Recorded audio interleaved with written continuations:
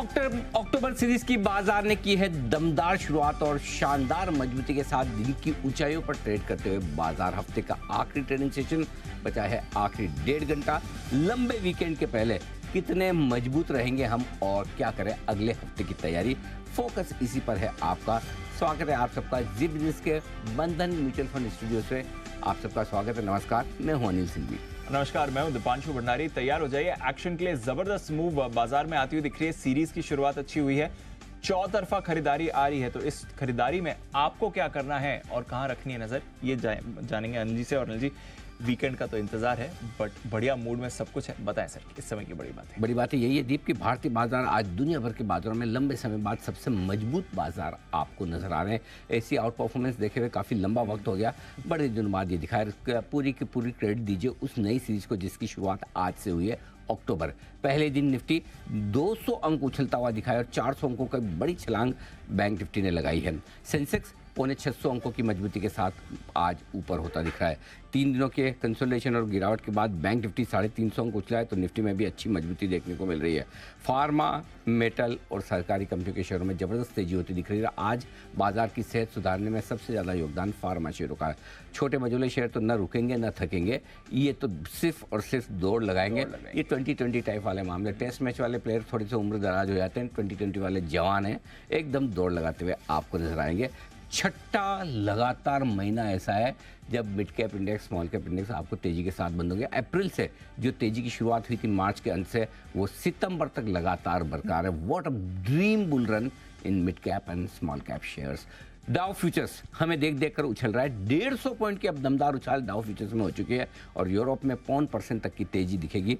सारे के सारे बाजार हरियाली में नजर आएंगे। बस ये है आपके लिए पूरा का पूरा एक्शन, जबरदस्त तेजी का। बिल्कुल, तो जबरदस्त तेजी का एक्शन है। बाजार भी बढ़िया मूड माहौल में है। सर जरा बताएं, क्योंकि लंबा वीकेंड आ रहा है सर। ऑफ कोर्स बाजार हल्के हो गए थे, नई सीरीज की शुरुआत है, बट लंबे वीकेंड से पहले कॉन्फिडेंस के साथ हम मूव कर रहे हैं। अब यहाँ से भी अगर मूव बना रहता है तो ये क्या समझ रहे हैं, ये बाजार के लिए क्या दर्शा रहा है? दीप, आमतौर पर ये धारणा रहती है कि अगर छुट्टियों का माहौल ज़्यादा हो, लंबा वीकेंड हो, बाजार बड़े गैप के साथ, गैप से मेरा मतलब है कई दिनों के गैप के बाद खुलने को तैयार होते तो आमतौर पर ये लोगों को डर रहता है कि थोड़ी पोजीशन कम रखी जाए, है ना। इतने लंबे कहीं गैप से ऊपर नीचे खुले तो और ये डर ज़्यादातर है ना लॉन्ग करने वाले ट्रेडर्स में ज़्यादा होता है, शॉर्ट करने वालों में कम होता है। क्योंकि सबको लगता है कि अच्छी खबर आके क्या आ जाएगी, ऐसा तो क्या हो जाएगा 200-500 निफ्टी ऊपर खुल जाए, लेकिन खराब में कुछ भी आ सकता है। ये आम धारणा है। आम धारणा है, बिल्कुल बिल्कुल है। लेकिन ये धारणा कब सही होती है? जब आपको या तो ग्लोबल मार्केट्स बहुत वोलेटाइल दिख रहे हो या कोई बुरी खबर आने की आशंका हो। आने में तो कभी भी आ सकती है, आपको हमको कह के नहीं आएगी, लेकिन अगर वो डर ना हो और हल्के हो बाजार, तो फिर वो एक्शन दिखता है जो आज आपको दिख रहा है। आज अगर लंबा वीकेंड है, ये अभी तो नहीं पता चला हमें, ऐसा भी नहीं कि आज सुबह पता चला, ऐसा भी नहीं कि 7 दिन पहले नहीं पता था, पता तो पहले से है। लेकिन अगर इस लंबे वीकेंड के पहले कोई ऐसा बड़ा डेवलपमेंट ग्लोबली नहीं हो रहा कि कोई फेड की मीटिंग होने वाली हो या कोई ओपेक की मीटिंग हो रही हो या कोई कुछ बड़ा हो रहा हो, वैसा नहीं है, न लोकल ऐसा कोई बड़ा होने वाला है, तो फिर किस चीज़ का बड़ा डर है? और उसके ऊपर आपके बाजार हल्के हैं, उसके ऊपर आपके बाजार एकदम सपोर्ट लेवल के पास, आपके बाजार बिल्कुल ठीक सपोर्ट लेवल के पास। कहाँ पर? अमेरिका में भी। और सेम सिचुएशन आप देखिए, अगस्त सीरीज के लास्ट डे बाजार महीने के लो पर जाकर बंद हुआ। सितंबर सीरीज में भी महीने के लो पे तो नहीं बोल सकते, लेकिन जहां से करेक्शन शुरू किया वहां के लो पर जाकर बंद हुआ कल। और सितंबर सीरीज के पहले दिन बाजार ने उछाल दिखाई, अक्टूबर सीरीज के लिए पहले। इसका मतलब क्या है? बाजार आपको यह कहने की कोशिश कर रहा है जहां भी बाजार हल्का होगा उछल जाएगा। और एक चीज और भी कह रहा है, जहां भी बाजार हेवी होगा, भारी होगा, वहां करेक्ट भी हो जाएगा। जैसा कि कल एक्सपायरी का भी था और दोनों परसों के दिन जिस तरह की तेजी बनी। तो अगर बाजार हल्के रहेंगे तो आपके लिए, और 31% आप एफआईज की इंडेक्स लॉन्ग पोजीशन पर अगले महीने में आए। आज सुबह से हम इसलिए पूरे मूड बनाकर बुलिश थे, जो लगा कि भाई आज तो मतलब दिन है एकदम दिन है। लेकिन इतना बढ़िया दिन है, ये तो बहुत ही बढ़िया बात है। तो अब हम जहाँ पहुँच रहे हैं बचे हुए समय के लिए, वायदा कारोबार के डेटा ये बताने के 19,800 तक का रास्ता खुला है, हाईएस्ट ओपन इंटरेस्ट वहाँ पर है, और बैंक निफ्टी में 45,000 के आसपास का रास्ता खुला है। लेकिन एक चीज़ जरूर कहूँगा, बुलिश है, पॉजिटिव है, तेजी है, आज के लिए ही, पूरी सीरीज के लिए। लेकिन आज के लिए जिन लेवल के आसपास अब हम पहुंच रहे हैं वो थोड़े से रिस्की जोन हो रहे हैं, क्योंकि भले ही आप हम सब बुलिश फील करें, लेकिन जिन लोगों ने सुबह लिया है, जिन लोगों ने कल लिया है, उनके लिए 19,700 से 19,800 ये वो रेंज जहां वो प्रॉफिट बुक करना चाहेंगे। 44,750 से 45,000 की रेंज वो है जहां वो प्रॉफिट बुक करना चाहेंगे, तो थोड़ी थोड़ी ऊपर में प्रॉफिट बुकिंग भी आएगी और आनी भी चाहिए। सो अब आपको अपनी पोजीशन को ट्रेल करते चलना है। अगर आप वीकेंड पे पोजीशन नहीं रखना चाहते हैं, अगले वीकेंड के लिए, अगले वीक तक के लिए रखना चाहते हैं, तो कोई दिक्कत नहीं।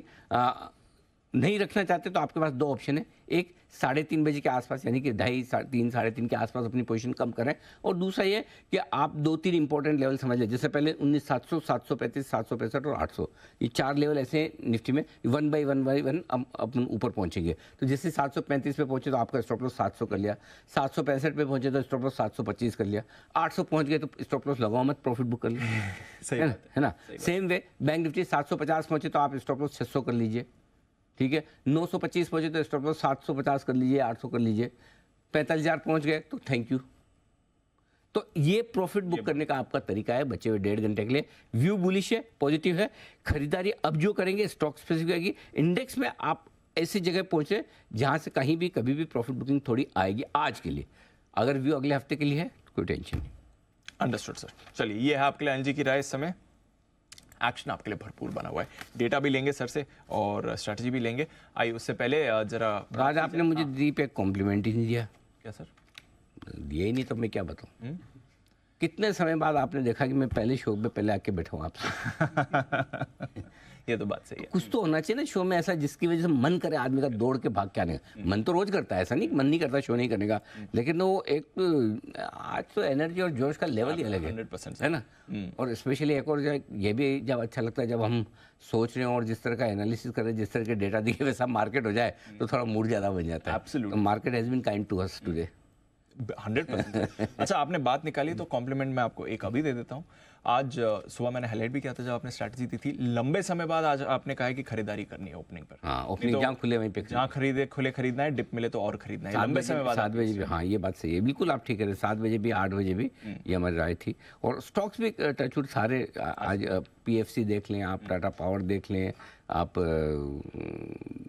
इवन वो नवीन फ्लोरिन देख लीजिए, हालांकि वो तो खैर चलो वो तो हाँ, बट ब्रॉडली महिंद्रा लाइफ देख लीजिए, महिंद्रा लाइफ, लगभग सारे स्टॉक्स आज अच्छे परफॉर्मेंस में आ रहे हैं, बढ़िया चल रहा है। चलिए, बिल्कुल। इनफैक्ट आपने पीएफसी की बात करी तो एक बार जरा देख भी लेते हैं। पहला टारगेट भी आज हिट हो गया। क्या राय दी गई थी? पावर स्टॉक्स वैसे भी बढ़िया मोमेंटम में। पीएफसी, इसके फ्यूचर्स में खरीदारी करने की राय। पीएसयू स्टॉक्स है, पीएसयू कंपनियां लाइमलाइट में है, पावर लाइमलाइट में, एनबीएफसी लाइमलाइट में, और 19,500 की निफ्टी पर आपको वैल्यूएशन भी सस्ते है। तो मेरा ये मानना है इस स्टॉक पर रखिए फोकस। 255, 257 दो छोटे टारगेट दिन के लिए, 262, 265 दो टारगेट मीडियम हफ्ते भर के लिए। आज से टारगेट आ गया, पहला 255 का पहला टारगेट 251 पर दिया था, 255 का पहला टारगेट था, वो आ गया। बिल्कुल। चलिए, तो ये है आपके लिए टारगेट आता हुआ।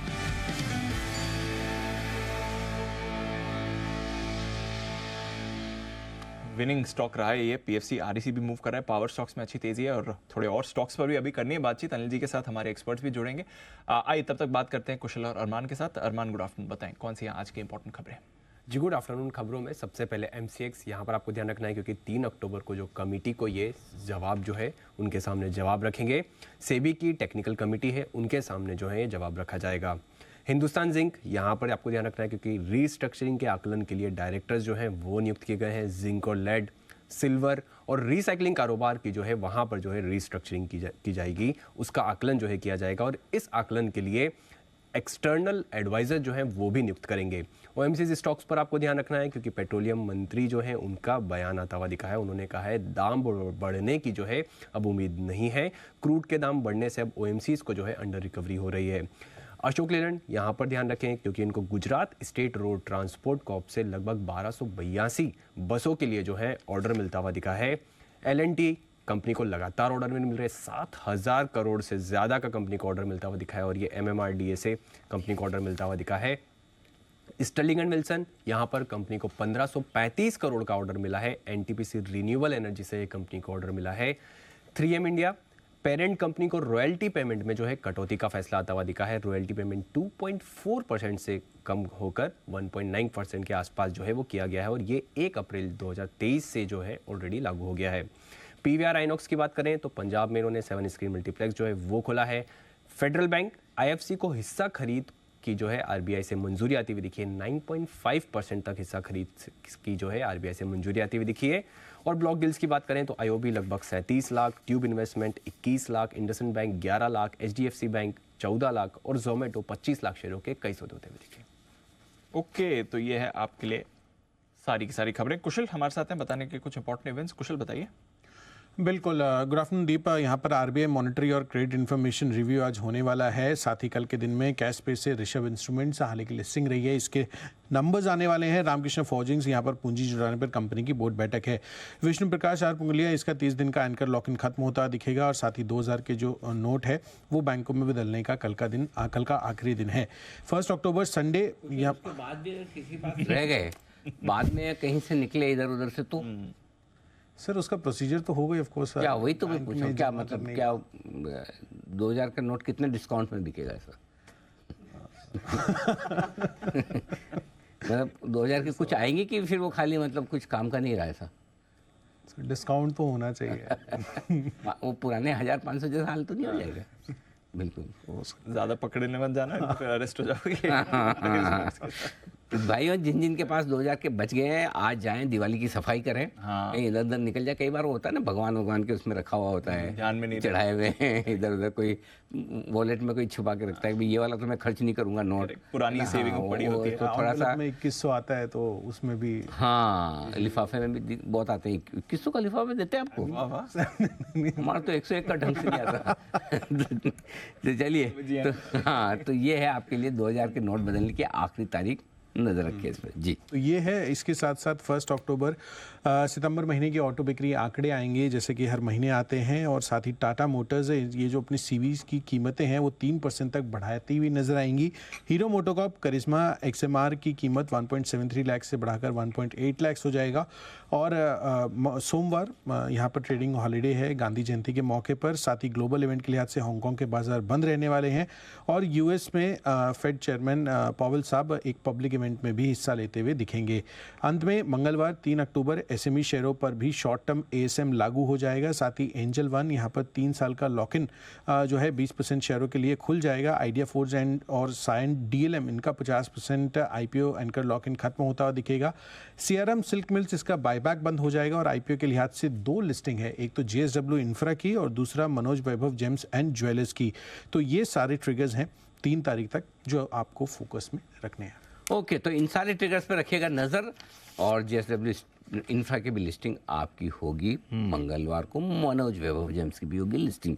आइए इस बीच किया जाए स्वागत क्लोजिंग शो में हमारे सभी मेहमानों का। कुणाल जी, सुमित जी, शरद जी, विश्वेश जी, हिमांशु जी, संदीप जी, संदीप जी मतलब जैन सामने, वागले जी और आशु मदान साहब हमारे साथ जुड़ चुके हैं। आप सबका बहुत बहुत स्वागत है। Oh, Ashu ji in complete green, my god, looking smart and dashing. नई सीरीज के लिए आउटफिट चाहिए, बहुत ही बढ़िया। आता हूँ आशु जी आपके पास, उससे पहले बिगुल सुमित जी के लिए सुमित का सुपरहिट।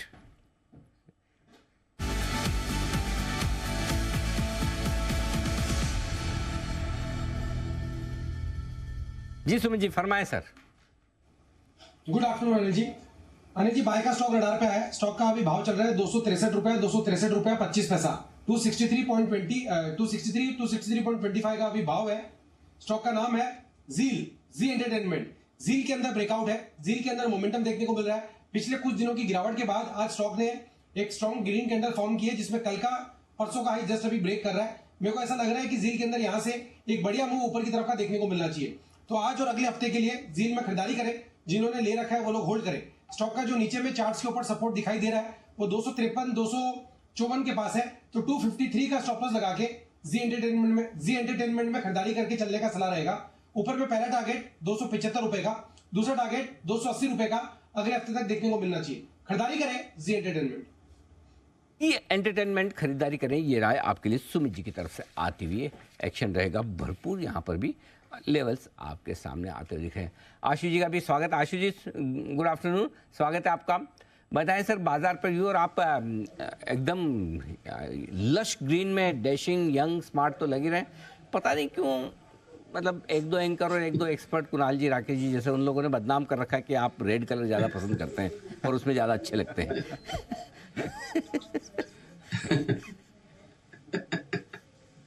अनिल जी देखिए, जो मैं रेड कलर है ना वो एक्सपायरी के लास्ट वीक में डालता हूँ, लास्ट 3-4 दिन में। जी। और अनिल जी बहुत सारे लोगों को पुश करता रहता हूँ, बोलता रहता हूँ कि जो एक्सपायरी अलर्ट है वो बहुत ज्यादा इंपॉर्टेंट होता है। और अनिल जी आपने एक ट्रेंड देखी है मार्केट का ना, बड़ा मतलब जो ट्रेडिंग मंथ का ट्रेंड है अनिल जी, पहले मतलब हफ्ते में मार्केट ठीक रहेगी, मतलब जो अच्छा महीना होता है उसमें भी लास्ट में दिक्कत आ जाती है, और जो खराब महीना होता है उसमें तो लास्ट में आती है। तो अनिल जी जो एक्सपायरी के लिए ना ये बहुत ज्यादा एक डिफरेंट चीज निकल के आई है, इसको बहुत ध्यान रखना चाहिए। क्योंकि हम अपने क्लाइंट्स को अनिल जी इसलिए पुश करते हैं कि जब एक्सपायरी के वक्त सेल लगी हो ना तब लेना चाहिए। लेकिन अगर हमने पहले ट्रेडिंग पोजीशन ली हो तो या तो हम वो मतलब बेखुशी में रोल ओवर कर रहे होते हैं, या वो कुछ कट जाते हैं कि नहीं यार वो मन खराब हो जाता है। तो अनिल जी जो ट्रेडिंग का टाइमिंग और ये टेक्सचर है ये बहुत जरूरी है। और मैं आपको बार बार बोलता हूँ कि अनिल जी एक्सपायरी की जो सुनामी है, जो एक्सपायरी का इफेक्ट है, उसके आगे कोई चीज नहीं चलती है। कोई डेटा मतलब डेटा भी उल्टा पुल्टा हर घंटे में होगा, टेक्निकल नहीं चलता, फंडामेंटल नहीं चलता। हालांकि बहुत लोग मुझसे डिफर करेंगे बट ये मेरी कन्विक्शन है, तो अनिल जी मैं आपसे शेयर कर रहा हूँ। अब coming back to Anil ji current market Anil ji देखिए वो जो कल 500 का जो आया वो तो मतलब एक वो ओवरबॉट सिचुएशन थी, जो आपने भी कहा कि भारी मार्केट था, लास्ट तक वेट करते रहते हैं सब। और अनिल जी अब ये रेंज अभी भी 19,500 550 जो 600 की सपोर्ट थी, मुझे वो 600 की ही लगती है। 500 तो थोड़ा सा मतलब ज्यादा हुआ था, 600 850। असली तेजी अनिल जी जो हम पिछली बार हमने जब एक बार वन गो में बोला था कि अब 20,000 क्रॉस करेगा, जो 20,200 300 तक भी चला गया था। अब वो अनिल जी 20,200 तभी आएगा या 100 तभी आएगा जब 19,850 क्रॉस करेगा। तो अब ये रेंज बन गई है इस एक्सपायरी की, जो ये भी करंट वीकली या 10 डेज कह सकते हैं इसको, 19,600 550 600 और ऊपर 19,800 850। तो इसी को अनिल जी प्ले करना है। Coming back to Anil ji 5-6 stocks जो मैं 2 महीने से बोल रहा हूं और बार बार बोल रहा हूं अनिल जी, ये डिलीवरी स्टॉक बन गए हैं, इनको नहीं बेचना। एक हिंद कॉपर, वो दीपांशु को याद है, वो कई बार मेंशन करता है, एनटीपीसी, गेल, ओएनजीसी और India cement. Anil ji 4-5 stocks हैं, इनमें ना लॉट साइज ऐसे हैं कि आप फ्यूचर का सौदा नहीं संभाल पाएंगे। मैं फिर रिपीट कर रहा हूं जी, एनटीपीसी, हिंद कॉपर, गेल, ओएनजीसी, इंडिया सीमेंट, इसको डिलीवरी उठा के रखिए। एक्सपायरी टू एक्सपायरी इफेक्ट में मत आने दीजिए और ये चीजें अपने हिसाब से रखिए। दूसरी चीज अनिल जी, मैंने आपको एक्सपायरी में एक और चीज बोली थी, बहुत ही पर्टिनेंट थी अनिल जी। आज कोई भी रेट हो कि जब तक दिग्गज एचडीएफसी बैंक और रिलायंस पार्टिसिपेट नहीं करेंगे, जो आई वाज श्योर के नहीं करेंगे, इंडेक्स ऊपर जा ही नहीं सकता। तो आज आप देखिए अनिल जी कल एक्सपायरी का क्या हाल हुआ। अभी भी अनिल जी रिलायंस थोड़ी सी रिकवरी दे जाता है, एचडीएफसी में अभी भी मुझे रिकवरी नहीं लगती, ये लेगार्ड है। अभी भी अगर बाउंस बैक आएगा तो मेरा मन बेचने में होगा, और मैं इसकी भी स्ट्रैटेजी बनाऊंगा और आपसे और व्यूअर से इसी जी बिजनेस में शेयर करूंगा। अनिल जी कन्विक्शन होनी चाहिए ट्रेड के अंदर, वही कैरी करना चाहिए। अब अनिल जी अभी जो इस एक्सपायरी के लिए जो पहला स्टॉक चूज किया है, हालांकि थोड़ा बढ़ गया है, हमारे जेएमके और एनालिस्ट ने भी आफ्टरनून में भी शेयर किया था, वो एक कॉल है अनिल जी, आप कहें तो मैं शेयर करूं आपसे। हाँ, आपके लिए उसके लिए मैं बिल्कुल बजाऊंगा, लेकिन उससे पहले 5-6 स्टॉक जो आपको पसंद है मैं एक बार नोट कर लेना चाहता हूँ, नहीं तो फिर आप बोलेंगे कि दीप ने जैसे याद दिलाया, दीप ने जब जैसा बोला, दीप ने ऐसा किया, दीप ने वैसा किया, फिर मेरे लिए तो कभी आप बोलेंगे नहीं कि मुझे याद है, जबकि याद तो मैं भी रखता हूँ, ऐसा नहीं है। एक आध हो सकता है दीप ने 6 याद रखे होंगे, उन्हें 5 रखे होंगे, लेकिन ऐसे तो नहीं। जी कुणाल जी मेरे पक्ष में कुछ कहना चाहते हैं, कुणाल जी को मैं मौका दूंगा। जी कुणाल जी। अनिल जी देखिए, मैं तो एक आपको क्लैरिफिकेशन दे रहा हूँ अनिल जी, ये जो आप कह रहे थे ना कि आशु जी ने ग्रीन आज कपड़े पहने हैं तो बड़ा रंग बदल लिया आशु जी ने। हाँ, तो अनिल जी असल में देखिए जो ग्रीन है ये भी थोड़ा फीका टाइप का ग्रीन है, यानी कि खाकी ग्रीन पहन कर आए अनिल जी। पूरा रियल जो वो बसंत वाला ग्रीन है वो नहीं है अनिल जी। नहीं आदमी 70-80% ही तो बदल सकता है, इससे ज्यादा क्या बदलेगा? 100% बदल जाएगा क्या? तो अंदर से तो देखो क्या है, वो बेचने वाला जो फील है ना वो तो आएगा ही आएगा। एनटीपीसी, गेल, हिंदुस्तान कॉपर, ओएनजीसी, 4 तो मैंने लिख लिया। और कौन से आशु जी? एसबीआई भी नोट करूं? अनिल जी देखिए एसबीआई है, जबकि मैं मतलब एक ऑनेस्ट कन्फेशन है कि 625 का टारगेट है, वो जाता है वहां से गिर भी जाता है और मतलब मजा भी नहीं आता। तो अनिल जी इसी कॉन्टेक्स्ट में बताता हूँ, एक भारतीय जैसे स्टॉक था, तो अनिल जी मैं बोल रहा था कि एक टाइम के बाद ना स्टॉक डिलीवरी वाला हो जाता है, आप ट्रेडिंग करते हैं ना तो मजा नहीं आता। तो एसबीआई का स्प्रेड 2 बार बनाया अनिल जी, लेकिन मजा नहीं आया क्योंकि उस रेंज के अंदर वो क्रॉस नहीं कर रहा, और वो 610 के आसपास अच्छा लगता है कि इस बार क्रॉस करेगा, नहीं कर रहा। तो अनिल जी मुझे लगता है कि एसबीआई बिल्कुल पसंद है, मुझे इसमें कोई डाउट नहीं है। और पिछली बार भी मैंने कैटेगरिकली स्प्रेड बनाते हुए बोला था कि 620-25 एक ऐसा लेवल है, असली तेजी इसमें वो क्रॉस करने के लिए वो करने पे ही आएगी। तो अनिल जी उसी रेंज में है, अच्छा बिल्कुल लगता है, लेकिन बहुत मजा नहीं आ रहा है, थोड़ा डिसअपॉइंट करता है उस सेंस में। बैंक ऑफ बड़ौदा और कैन बैंक ने ज्यादा अच्छा आउट परफॉर्म किया है, अभी भी वो आउट परफॉर्म कर रहे हैं। और अनिल जी, इंडिया सीमेंट में भी एक मोमेंटम बना हुआ है। अनिल जी, सीमेंट स्टॉक्स भी अच्छे लगते हैं और इंडिया सीमेंट भी अच्छा लगता है, तो 5वां स्टॉक ये था। और अनिल जी, एक डिस्क्लेमर, आप 6 रखते हैं 5 रखते हैं, मतलब ये तो मैं कंफर्म नहीं कह सकता हूं, लेकिन दीप मेंशन जरूर करता है कि जो मेरे स्टॉक्स हैं जी वो आपसे बहुत ज्यादा करता है। अगर आप 1 करते हैं तो 5 करता है। ठीक है अनबायस्ड चाहिए तो मैं जरूर बोलूंगा। सर। मैं देखो, अच्छी आदतें सीखना बहुत मुश्किल काम है, मैं सीख नहीं पाऊंगा। मैं दीप को बिगाड़ने की कोशिश करता हूँ ये जरूर मैं कर सकता हूँ तो वो जरूर मैं करूंगा। आइए, पहले आपके पास आ रहा हूँ थोड़ी सी देर में, तब तक एक बार बिगुल वागले साहब के लिए वागले का wonder.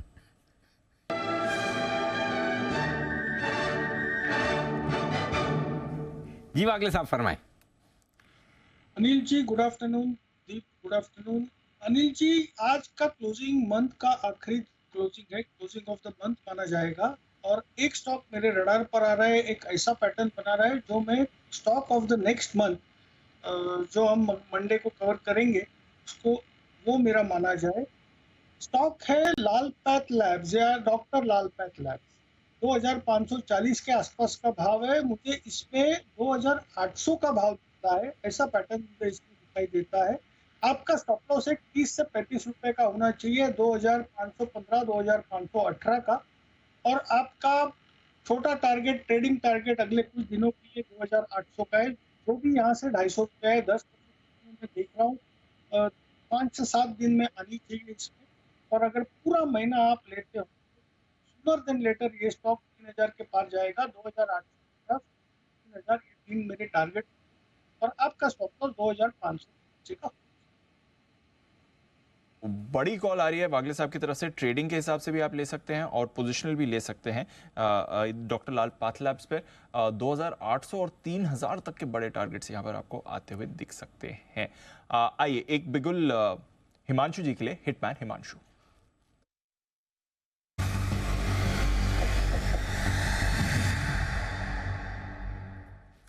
Good afternoon Himanshu ji, बताएं sir. Very good afternoon to you Deep. Deep, similarly जैसे अभी वागले जी ने मंथली चार्ट्स की बात करी, उसी तरह का पैटर्न बन रहा है ओएनजीसी में, जिसका जिक्र अभी आशु जी ने भी किया था। ये मेरे रडार पर है।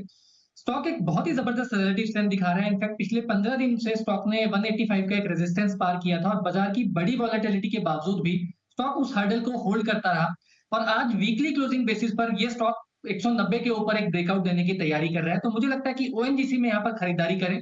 कोई भी 1 आध रुपए की डिप मिलती है 190 रुपए तक, तो पोजीशन को ऐड करें। 200 से 205 रुपए तक के टारगेट मुझे लगता है कि आने वाले 2 से 3 ट्रेडिंग सेशन में ओएनजीसी में देखने को मिल सकते हैं। स्टॉप लॉस के तौर पर 188 187, इस 187 के नीचे के स्टॉप लॉस के साथ ओएनजीसी में खरीदारी करके चलने की सलाह। ओके, तो 187 का स्टॉप लॉस ओएनजीसी खरीदे। बिगुल कुणाल जी के लिए चार्ट कॉर्नर का।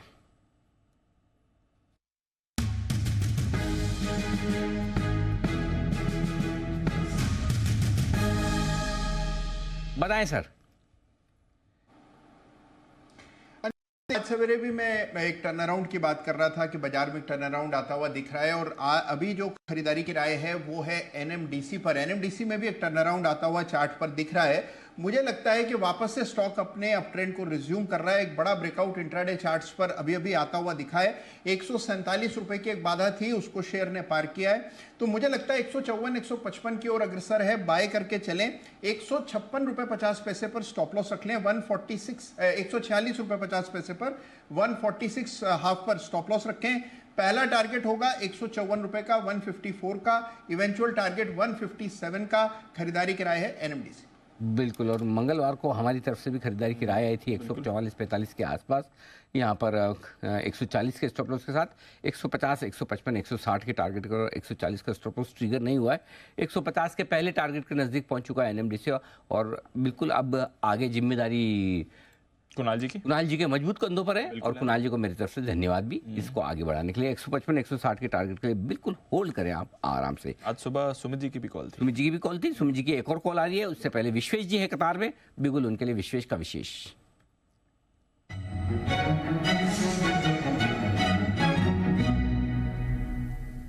बताइए विश्वेश जी। Good afternoon Anil ji. देखिए, मुझे लग रहा है मार्केट ने एक काफ़ी अच्छे लेवल से बाउंस बैक दिया है और ग्लोबली अगर आप देखें तो सारे मैक्रो फिलहाल के लिए इंडिकेट कर रहे हैं कि शायद पुल बैक हो सकता है। तो स्टॉक मैंने वो चुना है जो रिलेटिवली वैसे भी स्ट्रॉन्ग था और स्टॉक का नाम है आरबीएल बैंक। आरबीएल बैंक अभी फ्यूचर में 254 के आसपास चल रहा है। मुझे लगता है यहाँ पे जो ब्रेकआउट है ये बहुत ही ब्यूटीफुल ब्रेकआउट है, बिकॉज ये लास्ट 2 महीने की रेंज को निकाल रहा है। मतलब while market is still coming up, ये रीजनेबली हायर है compare to the overall market. तो यहाँ पे अनिल जी एक स्टॉप लॉस मेंटेन करना होगा 248 का। मुझे लगता है कि ये मूव में हम 275 तक के टारगेट देख सकते हैं आरबीएल बैंक में। So with a very positional view 3 से 5 दिन पोजीशन होल्ड करना है। अगर थोड़ा पुल बैक आता है 255 50 तक तो और खरीदना चाहिए। मुझे लगता है 275 280 हम आरबीएल बैंक में देख सकते हैं। 247 48 का एक स्टॉप लॉस रिकमेंडेड होगा। ओके, आरबीएल बैंक ये भी एकदम मजबूत और इस स्टॉक पे दीप में साथ हूँ विश्वेश जी के। आपको याद होगा पिछले हफ्ते हमने रिकमेंड भी किया था आरबीएल और बंधन बैंक, दोनों हमारे रिकमेंडेशन लिस्ट में लगातार रहे हैं। ये स्टॉक जो mid cap high beta mid cap stocks दौड़ लगाने को तैयार है, बिल्कुल 270-75 के टारगेट आसानी से अचीवेबल नजर भी आते हैं। आइए सुमित जी को क्या पसंद है जान लेते हैं। बिगुल सुमित के सुपरहिट।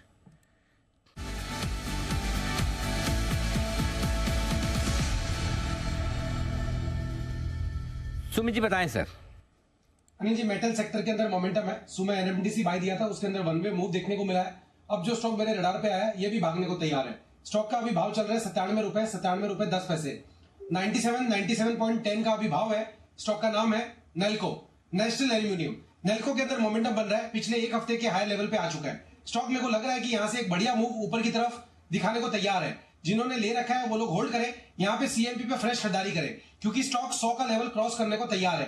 इस बार स्टॉक मेरे को लग रहा है इस मूव में 102 रुपए का पहला टारगेट, 105 रुपए का दूसरा टारगेट, ये 2 लेवल जल्दी ही आने वाले दिनों में अगले हफ्ते तक दिखा सकता है। यहाँ पे सीएमपी पे खरीदारी करें। 93.50 94 ये स्टॉक का नीचे में सपोर्ट है, तो 93.50 का स्टॉप लॉस बनेगा। खरीदारी करें नेल्को। 102 रुपए का पहला टारगेट, 105 रुपए का दूसरा टारगेट। 105 के टारगेट के लिए नेल्को में करें खरीदारी। राय अब पीछे से मेटल स्पेस ऐसी है जो अब मजबूती के साथ आगे बढ़ती हुई दिख रही है। अभी तक आप तेजी जो देख रहे थे फार्मा में देख रहे थे, ठीक है ना, पावर कंपनी में देख रहे थे, बैंक्स में देख रहे थे, एनबीएफसी में देख रहे थे। अब मेटल्स भी थोड़ा थोड़ा इस तेजी में पार्टिसिपेट कर रहे हैं। आइए बिगुल आशु सर के लिए स्विंग के सुल्तान आशु मदान।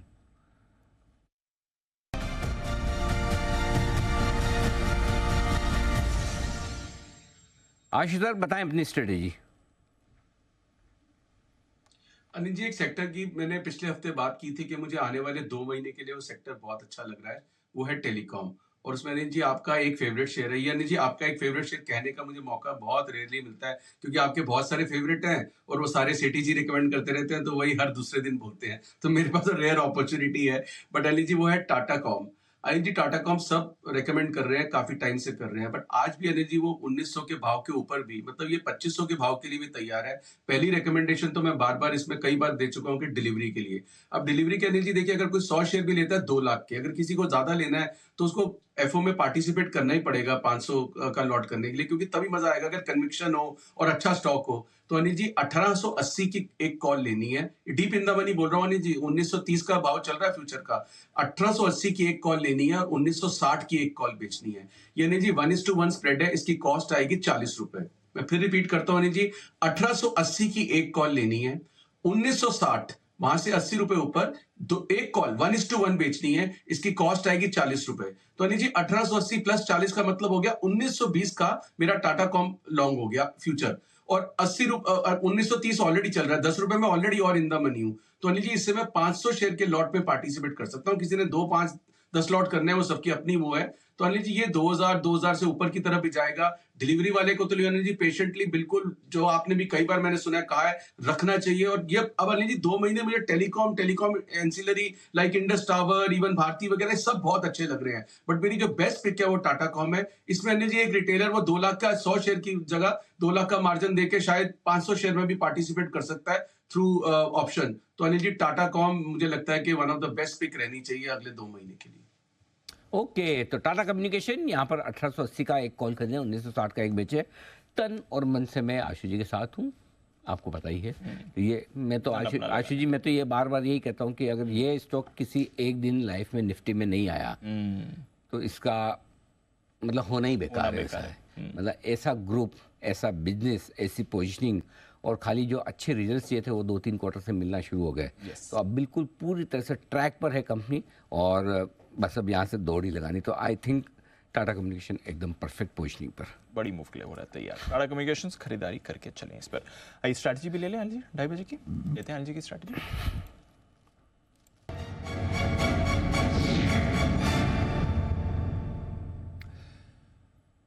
जो मार्केट्स ट्रेड कर रही हैं सर, डेज हाई पर हैं। डाउ फ्यूचर्स डेज हाई 1.25 अंक ऊपर, Nasdaq futures days high 80 point ऊपर, S&P futures days high 15 point ऊपर आपको दिख रहे हैं।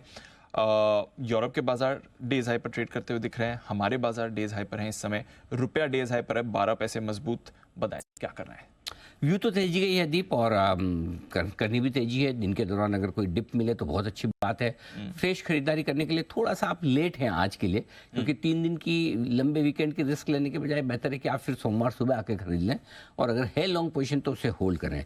डेटा क्या बता रहे हैं? डेटा ये बता रहे हैं कि 19,600 के नीचे आप बंद नहीं होंगे, यानी कि यहाँ से रिस्क 100-125 पॉइंट से ज़्यादा किए नहीं। और क्यों बंद नहीं होंगे? वो ये है कि वीकली सीरीज जो आज से शुरू हुई, बड़े जोश खरोश से आए लोग बाग एकदम। पहले दिन 1 crore 10 lakh share open interest में पुट पर हाईएस्ट 19,600 पर।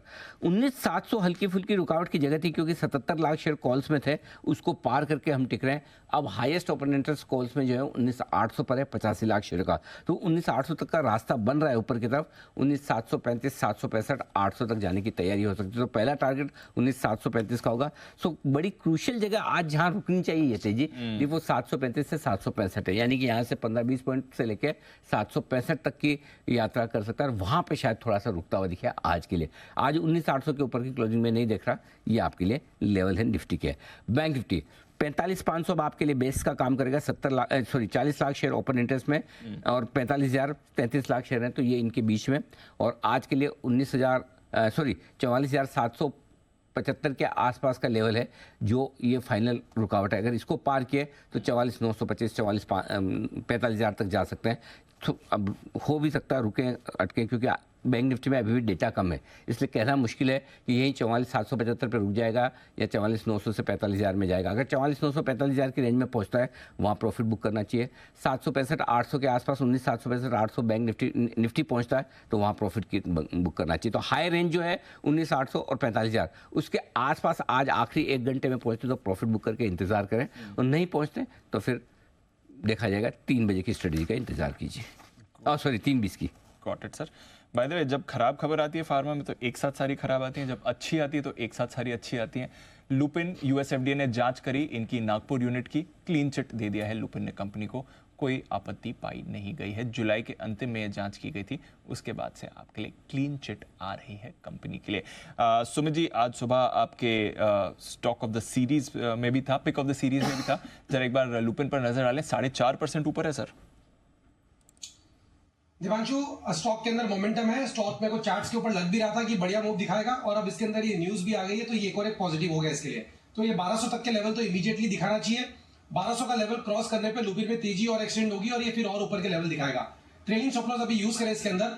ये 1175 के ऊपर सस्टेन करने का मतलब हो गया कि 1200 का टारगेट हो सकता है आज ही दिखा दे, नहीं तो अगले हफ्ते में 1200 प्लस के लेवल दिखाना चाहिए। फार्मा सेक्टर मजबूत है, लुपिन मजबूत है, पोजिशन होल्ड करें, यहाँ से ऊपर का मूव देखने को मिलना चाहिए। दीपांशु, एक बिगुल भी बिगुल सुमित जी के लिए, सुमित का सुपर हिट।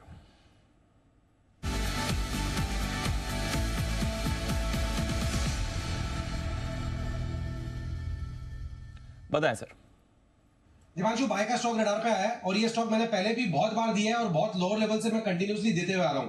अभी कुछ दिनों पहले भी दिया था, जब स्टॉक कंटिन्यूसली भागा और 20% ऊपर का मूव था। आज स्टॉक के अंदर ब्रेकआउट है। स्टॉक का भाव चल रहा है 92 रुपए 50 पैसे, 92 रुपए 60 पैसे, 92.50, 92.60 का अभी भाव है।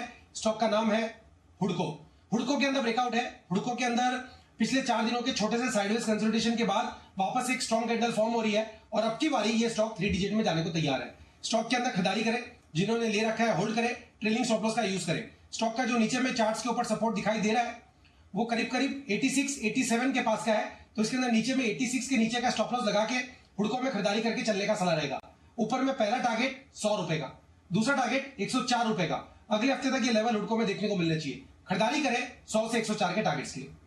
ओके, तो ये है हुडको पर आपके लिए राय आती हुई सुमित जी की तरफ से। फाइनली सुमित जी, अब की बार सुमित जी, एशियन गेम्स के क्या नारा है? अली जी उसका फिलहाल देखना पड़ेगा। और अरे अब की बार 100 पार। हाँ, हाँ राइट बिल्कुल बिल्कुल। हाँ, हुडको का क्या नारा है? अब की बार 100 के पार। लगा है आप पहुंचा के ही छोड़ोगे। 93 तक तो पहुंचा दिया, अब की बार 100 के पार ये होता दिखा। जबरदस्त एक्शन। शरद जी भी हमारे साथ है। शरद जी से हम बात करने भूल गए। हाँ, शरद जी बड़े शांत बैठे हैं। सब ठीक है सर?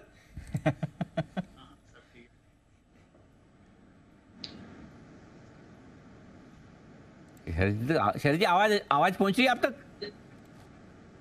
हाँ पहुंच रही है। अरे सर बहुत बढ़िया। तो दीप ने कहा कि मैं शरद जी से सवाल लूंगा फार्मा स्टॉक्स पर। हाँ पूछिए, ऑल योर सर। नहीं सर, वही बात थी जो अभी चल रही थी। जब आती है सारी खबरें एक साथ अच्छी आती हैं। लुपिन के लिए अच्छी खबर अभी आ रही है, औरों के लिए हमारी खबर थी रेवलीमेड का लॉन्च जल्द आने वाला है इनकी तरफ से। ग्लेनमार्क के लिए अपग्रेड आया है S&P की तरफ से। जरा बताएं सर, फार्मा क्या चल रहा है? देखिए बेसिकली रॉ मटेरियल काफी हद तक कम हो गया है और आने वाले जो उम्मीद कर रहे हैं कि ग्रेजुअली जो फॉरवर्ड 1-2 साल की या थोड़ा आप देखने को मिलना चाहिए, तो पॉजिटिव होना चाहिए। टॉप बेट्स के हिसाब से मुझे लगता है यहाँ से डॉक्टर रेड्डी में डिसेंट अपसाइड बननी चाहिए। छोटे एपीआई प्लेयर्स में काफी बड़ी अपसाइड निकल के आनी चाहिए। लुपिन वगैरह में भी यहाँ से अगर थोड़ा ऑप्टिमिस्टिक रहते हैं नंबर्स, अभी जनरली आप 55-50 रुपए के आसपास की अर्निंग मॉडल कर रहे हैं FY26 में, बट पॉसिबिलिटी है कि जैसे जैसे इम्प्रूवमेंट्स आ रही हैं ये सब स्टॉक्स में आप 10-15% की फर्दर अपसाइड अर्निंग्स में आ जाए, तो काफ़ी इजीली पॉसिबल है कि ये स्टॉक्स में आपको यहाँ से भी 30-35% और अपसाइड, अगर कंजर्वेटिव जो 25 टाइम के आसपास भी इनको ट्रेड करते हैं, तो ज़्यादातर स्टॉक्स में आपको यहाँ से ओवर अ पीरियड ऑफ से 1.5-2 साल में आपको और यहाँ से 25 से 35% एवरेज में ज़्यादातर स्टॉक्स में अपसाइड मिल जानी चाहिए। यह है आपके लिए फार्मा शेयर पर शरद जी की तरफ से राय आती हुई। आइए इस बीच आपको बता दें, आज आशीष सर, आज हमने सुबह सुबह हमारा व्हाट्सएप पे पूरा टेस्टिंग वेस्टिंग करने के बाद जीवन बिजनेस का चैनल लॉन्च कर दिया। और जब हमने लॉन्च किया तो 22,000 फॉलोअर थे, मतलब धीरे धीरे हो चुके थे। पिछले 4-5 दिनों से हमने करके रखा था, तो जिन जिनको सॉफ्ट लॉन्च था, जो लोगों को जिन जिनको पता चल रहा था वो कर रहे थे। अब बात करते करते 45,000 के ऊपर हो गए। वाओ, डबल सुबह से लेकर अभी तक। और जिसमें काफ़ी बाजार के बड़े बड़े दिग्गज, बग्गा साहब जैसे अंतर्राष्ट्रीय बाजार जो विशेषज्ञ वो भी आ चुके हैं इसको फॉलो करने में। और अगर आपने भी अब तक नहीं किया है तो मैं बता दूं कि आप कहीं भी हो, कभी भी हो, कोई साइट पे जाने की ज़रूरत नहीं है, कोई सोशल मीडिया प्लेटफॉर्म पे जाने के लिए न्यूज़ को करना चाहते हैं तो आप कर सकते हैं व्हाट्सएप के जरिए। आपको करना है क्या है, आपको जाना है अपडेट्स में, अपने फ़ोन में जाइए, अपडेट सर्च कीजिए और सर्च करके वहाँ पर आपको जी बिजनेस नज़र आएगा। बस जी बिजनेस पर ज्वाइन का बटन दबाना है, ज्वाइन प्लस का बटन होगा, वो दबा दीजिए, उसको क्लिक कर दीजिए। और क्लिक करने के बाद एक काम जो इंपॉर्टेंट वो करना है, वो नोटिफिकेशन ऑन करना है, नहीं तो मैसेज कब आएगा पता नहीं चलेगा। तो नोटिफिकेशन ऑन कर देंगे, टिंग टिंग ऐसा घंटी आती रहेगी। जब भी कोई भी मैसेज आएगा, कोई वीडियो आया, कोई टेक्स्ट मैसेज आया, कोई खबर आई, तो आपके पास आता रहेगा। और दूसरा, इतना झंझट नहीं करना है, मगजमारी नहीं करनी। तो ये वाला है जो ना QR कोड है, ये ऐसे लगाओ मोबाइल के कैमरे के सामने और आपके पास सीधा आ जाएगा, फिर खाली ज्वाइन नहीं करना, आसान हो जाएगा काम। तो QR कोड से भी आप, तो बहुत सिंपल है सर। ये तो अभी टीवी के सामने बैठे तो भी आप कर लो। हाँ, टीवी के सामने बैठे बैठे ऐसे QR कोड दबा दो आप, बिल्कुल। मैं आपके लिए थोड़ी देर तक रोक के रखता हूँ। हाँ, जैसे फॉर एग्जाम्पल ये आपने मोबाइल हाथ में लिया, अब आप ढूंढ रहे हो कि आपका कैमरा कहाँ है, ये कैमरा मिल गया, कैमरा ऑन हो गया, ये दबाने जितना ये टाइम आया, हाँ ओके हो गया, डन।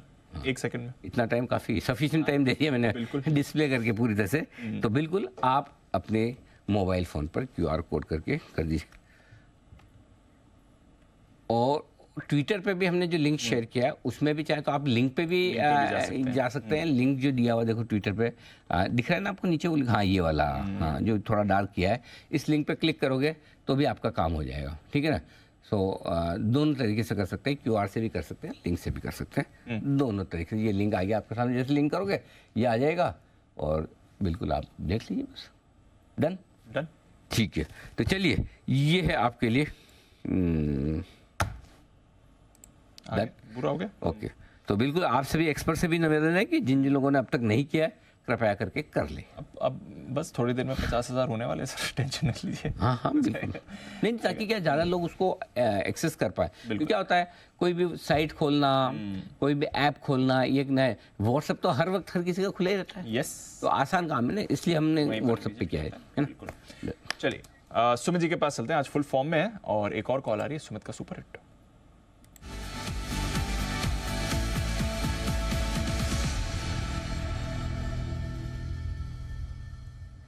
बताएं सर। दीपांशु, बाय का स्टॉक रडार पे है। स्टॉक का अभी भाव चल रहा है 145 रुपए 25 पैसे, 145 रुपए 40 पैसे, 145.25, 145.40 का अभी भाव है। स्टॉक का नाम है इरकॉन इंटरनेशनल, जिसका सिंबल है इरकॉन। इरकॉन के अंदर मोमेंटम तेजी का बन रहा है। स्टॉक पिछले 7 दिनों से साइडवेज मूव में था। स्टॉक ने आज 3 दिनों के हाई ब्रेक किए हैं। स्टॉक मेरे को लग रहा है कि यहां से ऊपर का मूव दिखाना चाहिए। वैसे भी ये सेक्टर और ये स्टॉक पूरा तेजी के ट्रेंड में है। इसे बीच बीच में छोटा मोटा गिरावट आता है और फिर वापस तेजी उससे ज्यादा स्पीड से रिज्यूम होती है। मेरे को ऐसा लग रहा है कि अभी स्टॉक यहां से वापस से ऊपर का मूव दिखाने को तैयार है। इरकॉन में खरीदारी करें, जिन्होंने ले रखा है वो लोग होल्ड करें। स्टॉक का जो नीचे में चार्ट्स के ऊपर सपोर्ट है 140 141 के पास है, तो 140 का स्टॉप लॉस लगा के इरकॉन में खरीदारी करके चलने का सलाह रहेगा। ऊपर में जो इसका पहला टारगेट बनेगा 152 रुपए का, जो दूसरा टारगेट बनेगा 155 रुपए का। अगले हफ्ते तक ये लेवल्स देखने को मिलने चाहिए। तो 140 के स्टॉप लॉस से खरीदारी करें 152 155 के टारगेट्स के लिए। 155 के टारगेट के लिए करें आप खरीदारी। ये राय आपके लिए इरकॉन पर आती है सुमित जी की तरफ से। आइए हिमांशु जी के लिए भी है एक बिगुल हिटमैन। हिमांशु,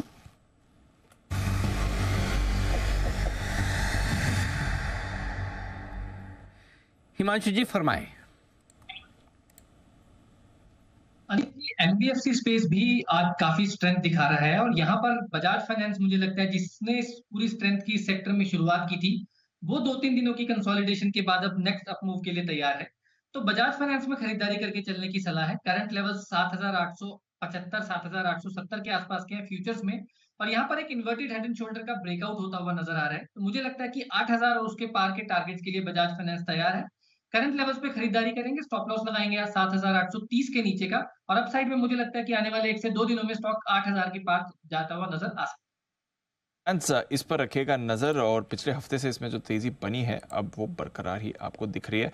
इस हफ्ते भी मंडे को ही खरीदारी की राय दी थी, तब 7,500 के आसपास था।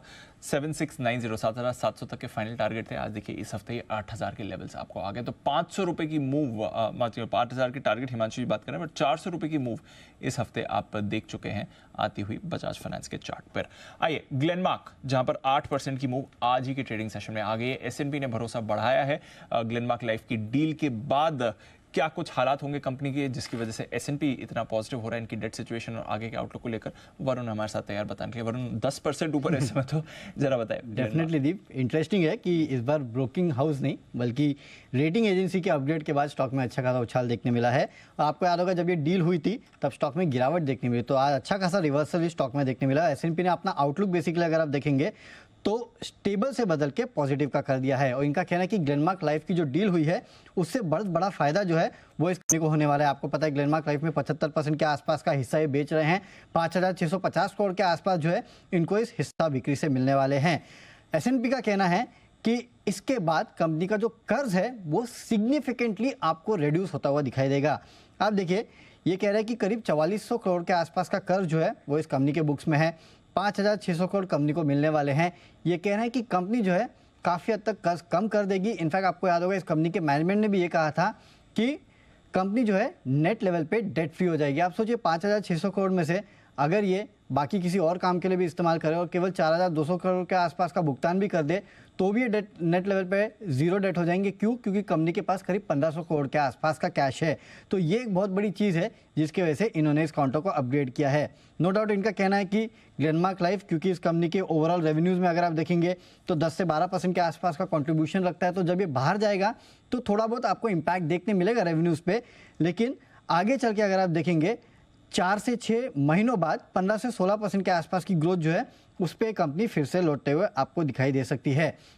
काफ़ी सारे और पॉइंट्स इन्होंने कहा है, जैसे कि मार्जिन जो है वो 18% तक पहुंच जाएंगे 2025 तक, ये एक अच्छी बात है। और जेनरिक कारोबार में ग्रोथ काफ़ी अच्छी रहने वाली है। अब देखिए इस कंपनी के फिलहाल कोई एक्विजिशन प्लान्स नहीं है। दूसरी बात ये कह रहे हैं कि अगर ग्लेनमार्क लाइफ इनके पोर्टफोलियो में रहता तो कंपनी का जो केपेक्स है वो 700 से 800 करोड़ होता। अब कंपनी का केपेक्स जो है वो 550 से 650 करोड़ रहेगा, तो वहाँ भी कंपनी का पैसा बचने वाला है। और इनका एक पैरामीटर है funds from operations to date, वो ये कह रहे हैं कि अगर 45 के नीचे रहता है तो हम इस पे अपना पॉजिटिव स्टैंड जो है आगे भी बरकरार रखने वाले हैं। तो ये जो डील हुई है उसका एक बहुत बड़ा इम्पैक्ट इस कंपनी पे होगा। डेट लेवल अगर आप देखेंगे तो कम होते हुए दिखाई देंगे, और इसी के लिए आप देख रहे हैं ब्रोकिंग छोड़िए, रेटिंग एजेंसीज ने यहाँ पे इसको कैच किया है, और इसके चलते स्टॉक में देखिए किस तरह का उछाल है। तो ये है आपके लिए ग्लेनमार्क को। मुझे याद है सर कुछ ही समय पहले जब ये डील आई थी, हमारी बात भी हुई थी उस स्टार्टिंग में ही हमने बात करी थी, और आपने कहा भी था ये अब कंपनी का रुख बदलने वाला 100% दीप। और दीप मुझे याद है 880 का हाई उस दिन बनाया था, 825-30 के आसपास बंद हुआ था, रात को डील आई और 7-7:30 बजे प्रेस कॉन्फ्रेंस थी, नेक्स्ट डे धुलाई हुई, 810-805 के आसपास खुला। उसके बाद 2-3-4-5 दिन पिटा, 750-60 तक आया। और हमारे कहना था कि शुरुआती एक बार ये जो सेलो न्यूज़ वाला मामला होने के बाद इस स्टॉक को आपको साल भर में 1200 रुपए के टारगेट के हिसाब से खरीदना, नीचे के लेवल पर एंट्री करने की सोचिए, इन्वेस्टमेंट के लिहाज से लीजिए। और आज देखिए वहाँ से करीबन 100 रुपये का बन गया धीरे धीरे पिछले 2-3 दिनों में, और मजबूत है शेयर, और बेचने की बिल्कुल भी हड़बड़ी जल्दबाजी नहीं कर। अब तो रेटिंग एजेंसी मोहर लगा रही है, और जो इनकी समस्या ही डेट की थी, तो ये बिजनेस बेचने के बाद अब इनका डेट का प्रॉब्लम खत्म हो गया, कैश रिच हो गए, तो अब ये नया काम ढंग से और अच्छे से कर पाएंगे। तो ये ग्लेनमार्क की पूरी री रेटिंग करेगा। अब आई डोंट नो किस ट्रिगर की ज़रूरत थी, वो ट्रिगर शायद S&P की तरफ से आया रेटिंग का, और इसलिए स्टॉक चल पड़ा। बट कोई आश्चर्य नहीं, मैं सुबह मिस कर गया एक्चुअली, नहीं तो आज मेरा स्टॉक ऑफ द डे होना चाहिए था ये। आज इतने स्टॉक ऑफ द डे के ऑप्शंस है ना, बहुत ज़्यादा, कौन सा लूँ कौन सा छोड़ूं, उस चक्कर में शायद मिस हो गया। नहीं तो ये 100%। और तो मैंने इसलिए नहीं कहा, मैंने कहा वैसे और तो दिख रहा था कि इतनी बढ़िया खबर है तो उसको तो बढ़ना ही है। सो लेकिन दोनों ही मतलब औरोबिंदो फार्मा भी बढ़िया एक्शन में आया है, और ग्लेनमार्क भी। तो अब फार्मा स्टॉक्स पे हमारा जो फोकस और पॉजिटिविटी है वो स्टॉक में दिख भी रही है अब आपको। बिल्कुल, और रिजल्ट्स भी आ रहे हैं सर। और एक अभी हाफ सेंचुरी लगी है, और बिल्कुल हो गया सर, हाफ सेंचुरी की बधाई है। मैं बहुत बहुत बधाई, 50,000 हो गए व्हाट्सएप चैनल पे। अब व्हाट्सएप चैनल पे आप अभी भी क्या स्पीड से बढ़ रहे हैं, देखिए 50,000 पार हो चुके हैं। तो काफ़ी हमारे जो फॉलोअर्स हैं जो व्हाट्सएप चैनल पे हमें फॉलो कर रहे हैं, मैं आपको बता दूं, अब भी आपने फॉलो नहीं किया तो आपको प्रेसोस बता दूं। एक तो ये कि हमारे ट्विटर हैंडल पे जाइए, वहाँ पर हमने लिंक दिया हुआ है, वहाँ लिंक को क्लिक करेंगे तो वहाँ आप पहुँच जाएंगे और फॉलो हो जाएगा।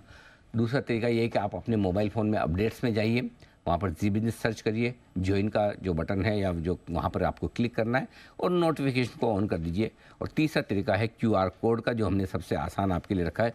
कैमरा तो आपके मोबाइल में हो गई, बस उसको कैमरे को उसके QR को ऑन किया। बहुत लोगों को QR वो आता नहीं है करना, तो मैं बता दूं कि ऐसा कैमरा आपका ऑन करिए, QR स्कैन के पास ले जाइए, फिर वो येलो कलर का एक मैसेज आएगा, उसको दबाइए आप, बस सीधा आप कल हो जाएगा, वहाँ पहुँच जाएंगे। तो ये तीनों तरीके आप अपने में देख लीजिए। बिल्कुल चलिए है आपके लिए बाजार का एक्शन और हमारा एक्शन दोनों ही आपको जबरदस्त स्पाइक दिखा रहे हैं। By the way railway stocks पर रखिए नजर, रेलटेल राइट्स जैसे काउंटर्स पर आपको एक इमीडिएट स्पाइक अभी आते हुए दिख रहा है। तो एक फेवरेट है बाजार का पिछले 6 महीनों का, और वापस एक्शन में आ रहा है कॉनकॉर। ये भी रेलवे स्टॉक से जुड़ी कंपनी है, यहाँ पर भी आपको अच्छी मूव आती हुई दिख रही है। बट पूरे रेलवे सेक्टर में अभी खरीदारी आई है, राइट्स और रेलटेल इन पर्टिकुलर मूव कर रहे हैं। इरकॉन में अभी आपके लिए कॉल भी आ गई थी, IRFC यहाँ पर भी आपको मूव दिख रही है, RVNL ये भी आपको एक्शन में आते हुए दिख रहा है। जरा शरद जी से पूछे, शरद जी इन वैल्यूएशंस पर भी कोई रेलवे स्टॉक्स हैं जो पसंद आ रहे हैं सर? देखिए वैल्यूएशन के लिहाज से एक IRCTC को छोड़ के ज्यादातर स्टॉक्स मुझे नहीं लगता कि अभी भी बहुत स्ट्रेच्ड वैल्यूएशंस पे हैं। अगर आप 2 साल फॉरवर्ड देखेंगे तो वापस रीजनेबल वैल्यूएशंस दिखेंगी ज्यादातर स्टॉक्स में।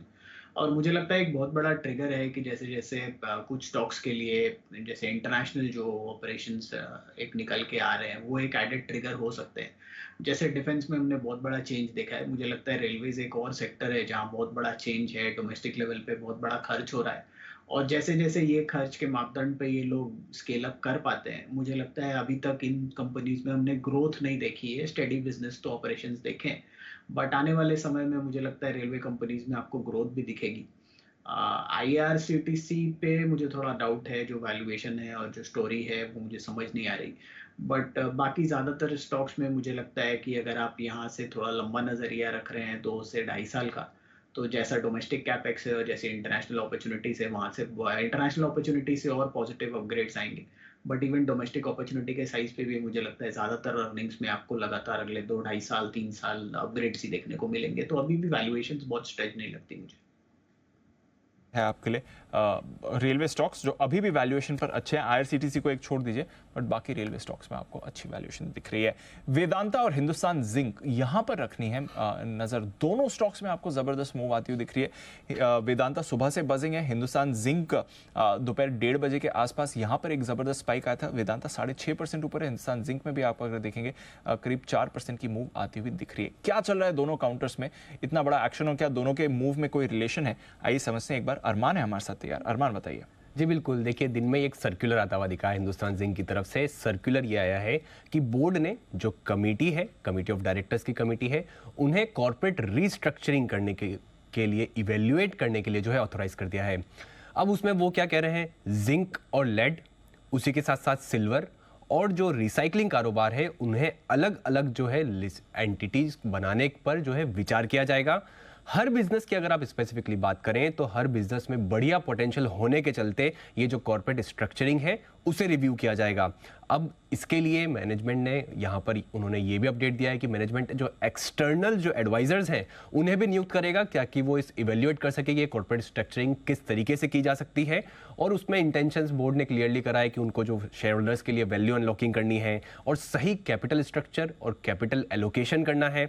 और आप देखें जो कोर कॉम्पिटेंसीज हैं, ताकि हर एक बिजनेस अपनी कोर कॉम्पिटेंसी पे फोकस करते रहे, इसलिए वहाँ पर जो है रिस्ट्रक्चरिंग करने के लिए, इवेल्युएट करने के लिए यहाँ पर ये अपडेट आता हुआ दिखा है।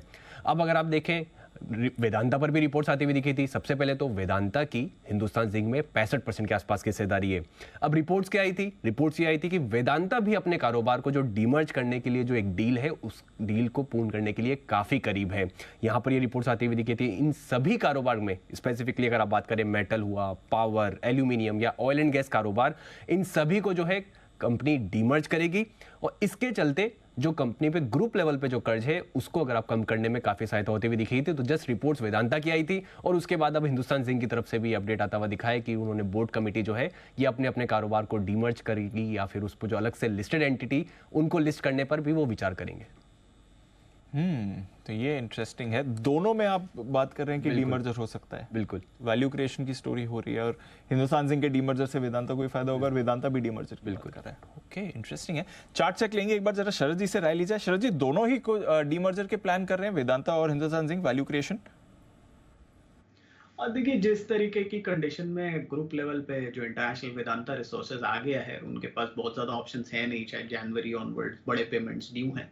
हम सबको पता है कि कंपनी में एसेट्स बहुत सारे हैं बट इतना सारा इंटरट्वाइंड है और ऐसे कॉम्प्लिकेटेड स्ट्रक्चर में है कि उनको प्रॉब्लम्स हो रही है। तो मुझे लगता है ये एक डिसेंट मूव है और दोनों में अगर आप कंपेयर करें तो मुझे लगता है वेदांता मच बेटर है इन वैल्यूएशंस पे। 30-35 रुपए के आसपास की अर्निंग आती है, अभी कितना 220-25 पे चल रहा है। तो ऑप्टिमिस्ट पे बहुत मॉडरेट टारगेट्स भी पकड़े तो मुझे लगता है 270-280 और थोड़ा अग्रेसिव पकड़े तो 350 के आसपास तक के टारगेट वेदांता में लॉन्ग टर्म आ सकते हैं। तो दोनों में से अगर मुझे एक चुनना हो तो मुझे लगता है वेदांता में पॉसिबिलिटी ज़्यादा है ये अपसाइड की। हालांकि डिविडेंड यील्ड वगैरह मोस्ट प्रोबेबली एचजेडएल में से सारा कैश लगभग निकल गया है तो बहुत ज़्यादा स्कोप वहाँ से नहीं है। बट जैसा वेदांता की प्लान है एलुमिना फैक्ट्री एक्सपैंड करने की, बैकवर्ड इंटीग्रेशन में और बड़े एक्सपेंशंस हैं वो भी अगले 2-3 साल में किक इन रेगुलर करेंगे। तो मुझे लगता है वेदांता एक काफ़ी बढ़िया बेट होनी चाहिए। कंजर्वेटिवली 275, अग्रेसिवली 350-325 तक के टारगेट्स के लिए। ओके, 350-350, 100 रुपए ऊपर के टारगेट दे रहे हैं शरद जी वेदांता के लिए, नजर रखें। एक बार चार्ट्स पर जरा विश्वेश जी से राय लेना चाहूंगा। विश्वेश जी, चार्ट्स क्या कहते हैं सर वेदांता? जरा देखिए, आज 6.5% की मूव है। दीपांशु, मैं देख ही रहा था और समहाउ मुझे ऐसा लगता है कि इसका बहुत ज़्यादा क्रूशल सपोर्ट था 208 में जो कल लो बना है और ये वीक का जो क्लोज है, क्योंकि फ्राइडे है, 3 बज चुके हैं, तो मोर और लेस जो क्लोज आ रहा है वो आप ऐसा कह सकते हो शॉर्ट टर्म में सपोर्ट को टेस्ट करके आ रहा है। अब दीपांशु, मुझे ज़्यादा फंडामेंटल फैक्टर्स के ऊपर पता नहीं है, बट मैं इतना इस वक्त बहुत हाई लेवल ऑफ कॉन्फिडेंस से कह सकता हूँ कि ये वीक का लो अब जब तक नहीं टूटता है तब तक फ्रेश बिकवाली नहीं आएगी और यहाँ से एक अपसाइड हो सकती है 240 तक। But at the same time Deepanshu some sort of distribution definitely देखा गया था 270 के आसपास, तो वो जो मूव था वो सब कहीं ना कहीं खत्म हुआ है 208 के लो के आसपास। तो 208 टूटे तो फ्रेश मंदी आएगी और ये जो पुल बैक है ये पुल बैक 240 तक आ सकता है। तो डेफिनेटली डीमर्जर का जो ट्रिगर है उससे पहले ऐसी बिकवाली क्यों हो रही है, तो that would be something to ask for. मुझे लगता है रेंज रहनी चाहिए 240 ऑन द अपसाइड। ये वीक का लो जब तक नहीं टूटता है तब तक फ्रेश बंदी का व्यू नहीं बनाना चाहिए। ये है आपके लिए वेदांता। रखिए नजर, आज तो बड़ी शानदार मूव इस काउंटर पर आपको आती हुई दिख रही है। देखते हैं यहाँ से कैसी मूव और ये काउंटर दिखाएगा। मेटल्स में बाय द वे हिंडाल्को पर भी रखिए नजर, एक जबरदस्त मोमेंटम में ये काउंटर भी आ रहा है। एक ऑटो स्टॉक जिस पर रखनी है नजर, टाटा मोटर्स आज बढ़िया मूव में है ये स्टॉक का। सुमित जी जरा देखें, टाटा मोटर्स आज लंबे समय बाद थोड़ा अच्छे एक्शन में आया है, डेज हाई पर ट्रेड कर रहा है। क्या करना है सर टाटा मोटर्स में? यस दीपांशु, आज स्टॉक के अंदर एक बढ़िया कैंडल फॉर्म हो रही है और लंबे समय के बाद स्टॉक के अंदर ऐसा मूव देखने को मिल रहा है। तो टाटा मोटर के अंदर पिछले 7-8 दिनों की गिरावट के बाद अब एक जंप मिला है जिसमें आज पहला दिन है। तो ये रैली अगर सस्टेन करता है, 630 के आसपास क्लोजिंग मिलता है तो फिर ये रैली ऊपर में और सस्टेन करेगा और 640 से 650 तक का मूव अगले हफ्ते में टाटा मोटर में ऊपर की तरफ देखने को मिलेगा। एक बार 650 का लेवल तोड़ा तो फिर ये 700 का लेवल पोजिशनल तौर पे ब्रेक करेगा। पोजीशंस होल्ड करे, स्टॉक में मोमेंटम है, अगले हफ्ते में भी अच्छा मूव ऊपर की तरफ देखने को मिलना चाहिए। ये है आपके लिए टाटा मोटर्स, अगले हफ्ते भी अच्छी की मूव आपको देखने को मिल सकती है। बजिंग स्टॉक्स की हम बात करें तो एक स्टॉक जो आज डाउनसाइड पर बजिंग है और बड़ी बड़ी गिरावट आई है, नवीन फ्लोरिन। सुबह स्टॉक ऑफ द डे में अनिल जी ने इसके बारे में बात करी ही थी, बट वहां से भी देखिए और कितना बड़ा कट आ गया है, 14% नीचे आपको ये काउंटर दिख रहा है। क्या बड़ा डेवलपमेंट है जिसकी वजह से स्टॉक में इतनी बड़ी गिरावट आई है? शरद जी से भी बात करेंगे स्टॉक में, बट पहले सर समझ लेते हैं खबर क्या है। कुशल बताइए। बिल्कुल दीप, आप देखिए 14% से ज़्यादा की गिरावट नवीन फ्लोरिन में आज आती हुई नजर आई है और ये इसलिए क्योंकि कंपनी के एमडी राधेश आर वेलिंग साहब ने यहाँ पर इस्तीफ़ा दे दिया है। निजी कारणों की वजह से ये इस्तीफ़ा इन्होंने दिया है। अब यहाँ पर इनकी जो अहमियत है वो हाईलाइट करनी ज़रूरी है क्योंकि इतनी बड़ी गिरावट एमडी की रेजिग्नेशन पर जो आती हुई दिखी है, इसका सिग्निफिकेंस मैं आपको बताता हूँ। आज से करीब 5 साल पहले 11 दिसंबर 2018 को इन्होंने कंपनी की कमान संभाली थी। 26 सालों से ज़्यादा का इनका कुल अनुभव है जिसमें 11 साल ये यूएस बेस्ड एमएनसीज के साथ भी रह चुके हैं। और ऐसा नहीं है कि ये पहली बार नवीन फ्लोरिन के साथ 11 दिसंबर 2018 को जुड़े थे, इसके पहले भी 2013 से 2015 के बीच यहाँ पर कंपनी के साथ ये as a president marketing and corporate strategy के पद पर भी रहे थे। इनफैक्ट 2015 से 2018 तक इन्होंने लक्ष्मी ऑर्गेनिक इंडस्ट्रीज के सीईओ और एग्जीक्यूटिव डायरेक्टर पद पर भी पदभार जो है इसका संभाला था। और मोस्ट इंपॉर्टेंटली नवीन फ्लोरिन की जो परफॉर्मेंस रही है इनके अंडर उसको हाईलाइट करना ज़रूरी है क्योंकि FY23 में रिकॉर्ड आय और मुनाफा दर्ज किया गया था। आंकड़ों के लिहाज से बताऊं तो आय करीबन 1000 करोड़ की थी FY19 में, वो दोगुना होकर 2077 करोड़ FY23 में आती हुई दिखी। मुनाफा 150 करोड़ FY19 बढ़कर FY23 में 375 करोड़ पर अब कंपनी का इन्होंने ला खड़ा किया है। शेयर का प्रदर्शन देखेंगे तो दिसंबर 2018 में जहां पर 3500 करोड़ रुपए का केवल मार्केट कैप था, वो बढ़कर मई 2023 में 24,500 करोड़ के पार इनका मार्केट कैप भी जाता हुआ दिखा। और शेयर की कीमत ऑफ कोर्स इसी वजह से 7 गुना बढ़ती हुई नजर आई है। 700 रुपए का भाव था दिसंबर 2018 में, करीबन 5,000 रुपए का भाव मई 2023 में। ये रिकॉर्ड लेवल्स भी इन्होंने टच किए थे। नवीन फ्लोरिन, शरद जी कोई व्यू रखते हैं सर? बड़ा कट और एमडी के एग्जिट के खबर पर ही ये कट आ रहा है सर? अगर सिर्फ इस न्यूज़ पे ही इतना बड़ा कट आया है, जो अभी तक हम लोग के पास भी कंफर्मेशन है कि यही न्यूज़ पे इतना बड़ा करेक्शन है, तो मुझे लगता है देखिए इम्पोर्टेंट होता है कुछ लोगों का सिस्टम में होना, बट ये स्पेस में अक्रॉस कंपनीज अगर आप देखें तो मेनली कंपेरेबल गुजरात फ्लोरो और SRF हैं, तो वहाँ पे भी ये पीरियड में जो पिछले 4-5 साल की हम बात कर रहे हैं वहाँ ग्रोथ ठीक ठाक ही आई है। और जब एक साइज के बियॉन्ड एक ऑर्गेनाइजेशन चली जाती है तो एक आदमी पे इतना बड़ा डिपेंडेंस नहीं होता है। मुझे लगता है टोटल जो फ्लोरिनेशन बिजनेस है उसको लेके मैं काफ़ी पॉजिटिव हूँ लॉन्ग टर्म, और जनरली ऐसे डिप्स को मैं यूज़ करना चाहूँगा बाई करने के लिए। अगले 2 साल 3 साल 30-35% के आसपास की अर्निंग CAGR एक्सपेक्टेड है, तो मुझे लगता है FY26 में 150 रुपये के आसपास तक की कमाई कंपनी रिपोर्ट करेगी। तो अब जो वैल्यूएशंस पे मिल रहा है वो लगभग 20-25 टाइम के आसपास या उससे भी नीचे है। जो शायद कंपनी की रिसेंट हिस्ट्री में आपको सबसे सस्ता मिल रहा है। तो मुझे लगता है लॉन्ग टर्म के लिए एक्यूमुलेट करने के लिए ये एक बहुत डिसेंट लेवल है, और मेरे हिसाब से कंजर्वेटिवली भी चले तो 4,500 पौने 5,000 तक के टारगेट्स तो इजीली यहाँ पे मिलने चाहिए। और जैसे जैसे ये ग्रोथ नंबर्स फ्लोरिनेशन हाइड्रोजनेशन के संग और अगले 6 महीने में और ज़्यादा डिटेल्स हमें देखने को मिलती है, मुझे लगता है ये एक बहुत प्रॉमिसिंग स्पेस है जहाँ बहुत सारी रैपिड डेवलपमेंट्स देखने मिल सकती है। जैसे हमने रिन्यूएबल एनर्जी खास करके सोलर में पिछले 2-3 सालों में देखा है, मुझे लगता है हाइड्रोजन में भी आने वाले समय काफ़ी इंटरेस्टिंग रहेगा, जिसका फ़ायदा नवीन जैसी कंपनीज को होना चाहिए। तो 150-60 पे कंजर्वेटिवली 30 टाइम मिलता है तो भी पेकॉस के नंबर्स होते हैं, और मुझे लगता है ये स्पेस में अगर ऐसा मूवमेंट रहता है तो 40 टाइम भी मिल सकता है। तो लॉन्ग टर्म थोड़ा सा नज़रिया रखिए, और ऐसे फ्लिप्स एंड फ्लॉप्स कंपनीज में आते रहते हैं। ये एक बहुत बड़ी अपॉर्चुनिटी है ऐसी स्ट्रॉन्ग कंपनी को, स्ट्रॉन्ग स्पेस में ऑपरेट करने वाली कंपनी को एक्यूमुलेट करने की, जहाँ अगले 2-3 साल भी मुझे लगता है ग्रोथ रेट्स काफ़ी स्ट्रॉन्ग रहेंगे। ओके, ग्रोथ रेट अच्छी रहेगी। अगर लॉन्ग टर्म आपका नज़रिया है तो फिर ये जो गिरावट आई है ये आपके लिए अपॉर्चुनिटी है खरीदारी करने की, ये आपके लिए राय आ रही है नवीन फ्लोरिन पर। यहाँ से करीब 1,000 रुपये ऊपर तक के टारगेट आ रहे हैं शरद वसी साहब के। ओके, देखते हैं कैसा एक्शन रहेगा। आज तो ऑफकोर्स खबर पर ये स्टॉक आपको फिसलते हुए दिख रहा है, बट एक बड़ा डेटा आने वाला है 1 अक्टूबर को। ऑफकोर्स संडे है, 2 तारीख को छुट्टी है, तो ट्यूसडे को हम बाजार को रिएक्ट करते हुए दिखेंगे, और वो है आपके लिए ऑटो बिक्री के आंकड़े। अभी हम बात कर भी रहे थे सुमित जी से टाटा मोटर्स की, बट कैसी रही है सितंबर महीने में ऑटो बिक्री, ये एक बार जान लेते हैं कुशल के साथ। कुशल, बताइए क्या है अनुमान बाजार का? बिल्कुल दीप, आप देखिए मिला जुला प्रदर्शन रहने की उम्मीद है। सबसे पहले पैसेंजर व्हीकल्स की बात करते हैं। यहाँ पर मारुति सुजुकी 6% की ग्रोथ दिखा सकता है 1,87,000 यूनिट्स पर। M&M का ऑटो डिवीजन देखें तो 12% की ग्रोथ यहाँ पर एक्सपेक्टेड है 72,000 यूनिट्स पर। और Tata Motors on the contrary इस बार थोड़ा अंडर परफॉर्म कर सकता है, खासकर अगर आप पैसेंजर व्हीकल्स की बात करें। डोमेस्टिक पैसेंजर व्हीकल्स में 29% की गिरावट के साथ 34,000 यूनिट्स पर हम अनुमान लगाकर चल रहे हैं। Two wheeler space almost flat सा रुझान दिख रहा है across the board. Hero MotoCorp 1% की ही ग्रोथ एक्सपेक्टेड है 5,25,000 यूनिट्स पर।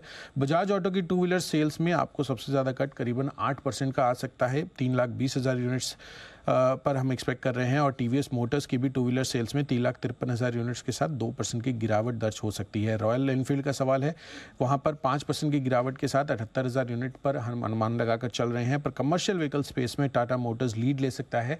यहाँ पर कुल कमर्शियल व्हीकल बिक्री में करीबन 45% की ग्रोथ के साथ 50,600 यूनिट्स कंपनी बेच सकती है। वहीं अशोक लेलैंड और आइशर मोटर्स VECV 5 से 10% की ग्रोथ हम अनुमान लगाकर चल रहे हैं। ट्रैक्टर स्पेस में अंत में नंबर्स इस बारी कमजोर रह सकते हैं। 16% की गिरावट दोनों ही M&M और एस्कॉर्ट्स में हम उम्मीद लगाकर चल रहे हैं। M&M 41,000 यूनिट्स और 10,215 यूनिट्स पर एस्कॉर्ट्स अपने नंबर्स दर्ज कर सकता है। तो लार्जली अगर आप देखेंगे तो अच्छा प्रदर्शन कमर्शियल व्हीकल स्पेस से हो सकता है, और खराब प्रदर्शन ट्रैक्टर्स से हम एक्सपेक्ट कर चल रहे हैं इस बारी सितंबर महीने की जो मंथली सेल्स है उसमें। चलिए, तो फेस्टिव सीजन से पहले देखते हैं किस तरह का ट्रेंड इस बार आपको ऑटो बिक्री से निकल कर आएगा। शरद जी, कोई एस्टिमेट, कोई एक्सपेक्टेशन ऑटो बिक्री से इस बार सर? देखिए जनरली पैसेंजर व्हीकल्स पे हम काफ़ी पॉजिटिव आउटलुक लेके चल रहे हैं। हमें लगता है वहाँ पे ग्रोथ वगैरह काफ़ी स्ट्रॉन्ग रहनी चाहिए। फेस्टिव सीजन भी है, उसकी भी डिमांड नॉर्मली आती है, गणेश चतुर्थी से लगभग चालू हो जाता है। तो अब यहाँ से लेके दिवाली, कलकत्ता में दुर्गा पूजा, ये सब चालू रहेगा। और टाटा मोटर्स जैसी कंपनी को इंटरनेशनली भी थोड़ा सा फायदा होना चाहिए, क्योंकि ग्लोबल जो फेस्टिव सीजन है वो भी दिसंबर तक रोल ओवर होगा। तो मुझे लगता है टाटा मोटर्स एक स्वीट स्पॉट में रहना चाहिए, क्योंकि प्रॉफिट कंट्रीब्यूशन टोटल लेवल के हिसाब से अगर आप देखें तो JLR का काफ़ी स्ट्रॉन्ग रहना चाहिए। तो और वैल्यूएशन वाइज भी आज के दिन अगर मैं पूरी ऑटो स्पेस में देखूं तो जहाँ सब जगह थोड़ा रनअप आ गया है, Tata Motors severely under valued लगता है। तो टाटा मोटर्स मेरी टॉप बेट है 900 950 तक के लक्ष्य के लिए। और आइशर मोटर एक थोड़ा सरप्राइजिंग हो सकता है अपसाइड में, क्योंकि थोड़ा सा जैसे लोग अप मूव करते हैं अपने स्टैंडर्ड ऑफ लिविंग को, तो वहाँ पे नए प्रोडक्ट्स की वजह से डिमांड वगैरह स्ट्रॉन्ग रह सकती है। तो मुझे लगता है आइशर मोटर भी यहाँ से थोड़ी अपसाइड आपको एडिशनल दे सकता है। टू व्हीलर स्पेस में हीरो मोटोकॉर्प भी मुझे लगता है 3,500 तक के लक्ष्य उसमें पॉसिबल हैं। जो नई लॉन्चेस हार्ले के संग की हैं उसको रिस्पॉन्स काफ़ी अच्छा है।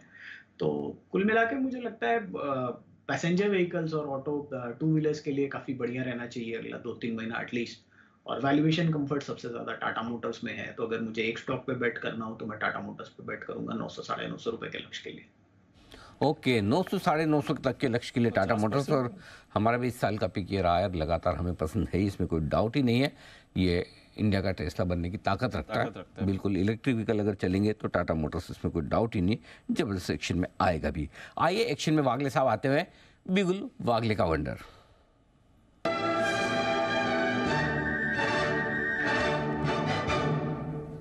जी वागले साहब बताएं सर।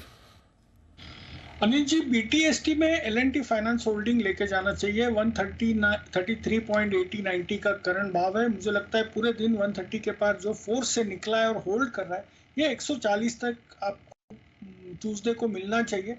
आपका स्टॉप लॉस 130-150 का होना चाहिए। ओके, तो एल&टी फाइनेंस होल्डिंग ये है वो स्टॉक जहां पर खरीदारी करने की राय आपके लिए। आइए आशु सर भी तैयार है अपने एक स्प्रेड के साथ, बिल्कुल उनके लिए स्विंग के सुल्तान आशु मदान।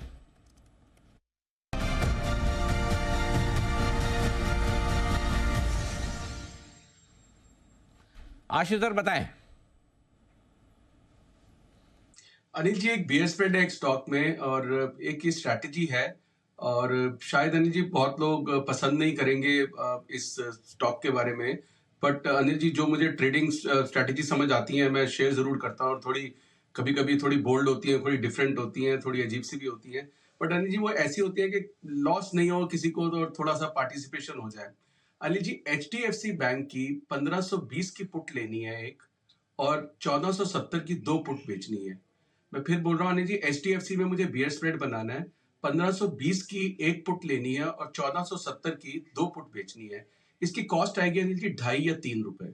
अब अनिल जी हो सकता है कि मैं बिल्कुल गलत हो जाऊं HDFC में, मुझे लगता है कि 1500 टूटेगा, 1700 हो जाए, 1600 हो जाए, अनिल जी बहुत लोग खुश हो जाएंगे, सबके पास भरा पड़ा है अनिल जी। मतलब एक वो आप आज एक आप शो कर रहे थे बहुत बढ़िया, उसमें भी आपने एक कोट बोला कि मतलब अच्छा भाव, अच्छा स्टॉक, खराब मतलब माहौल में, मतलब जब फ्रस्ट्रेशन कोर होती है सब कुछ है, उसका रिवर्स भी होता है अनिल जी। एक स्टॉक इतना डार्लिंग डिलाइट होता है सबका, वो मतलब ट्रेडर्स के लिए ओवरबॉट हो जाता है। तो अनिल जी इसमें अगर मैं गलत चला गया तो 2-2.5 रुपए अनिल जी, 3 रुपए मैक्सिमम, 3 रुपए, और बहुत लोगों का भला। अगर जी अनिल जी राइट हो गए और मुझे लगता है कि शायद आगे पीछे करके 1500 ब्रीच भी कर जाएगा, तो अनिल जी 2 रुपए, 3 रुपए, 30 रुपए बन सकते हैं, 10 गुना पैसा आ सकता है मार्जिन लगा के। यस, मार्जिन जरूर लगेगा। तो अनिल जी एक ये कॉन्ट्रा प्रोटेक्टिव स्प्रेड जो मैं उसको बोलता हूँ कि अगर मैं 5 स्टॉक लॉन्ग हूँ, 2 स्प्रेड बने हुए हैं लॉन्ग के, 5 की डिलीवरी है, तो एक अनिल जी अगर जो अंडर परफॉर्मर है उसको अगर मैं इस तरह से रखना चाहूँ तो मुझे कोई नहीं लगता। अनिल जी मैं तो चाहता हूँ बिल्कुल इसको तो भूल जाएंगे, गलत हो जाएंगे। और कहां तक सेफ होने जी? 1420 तक।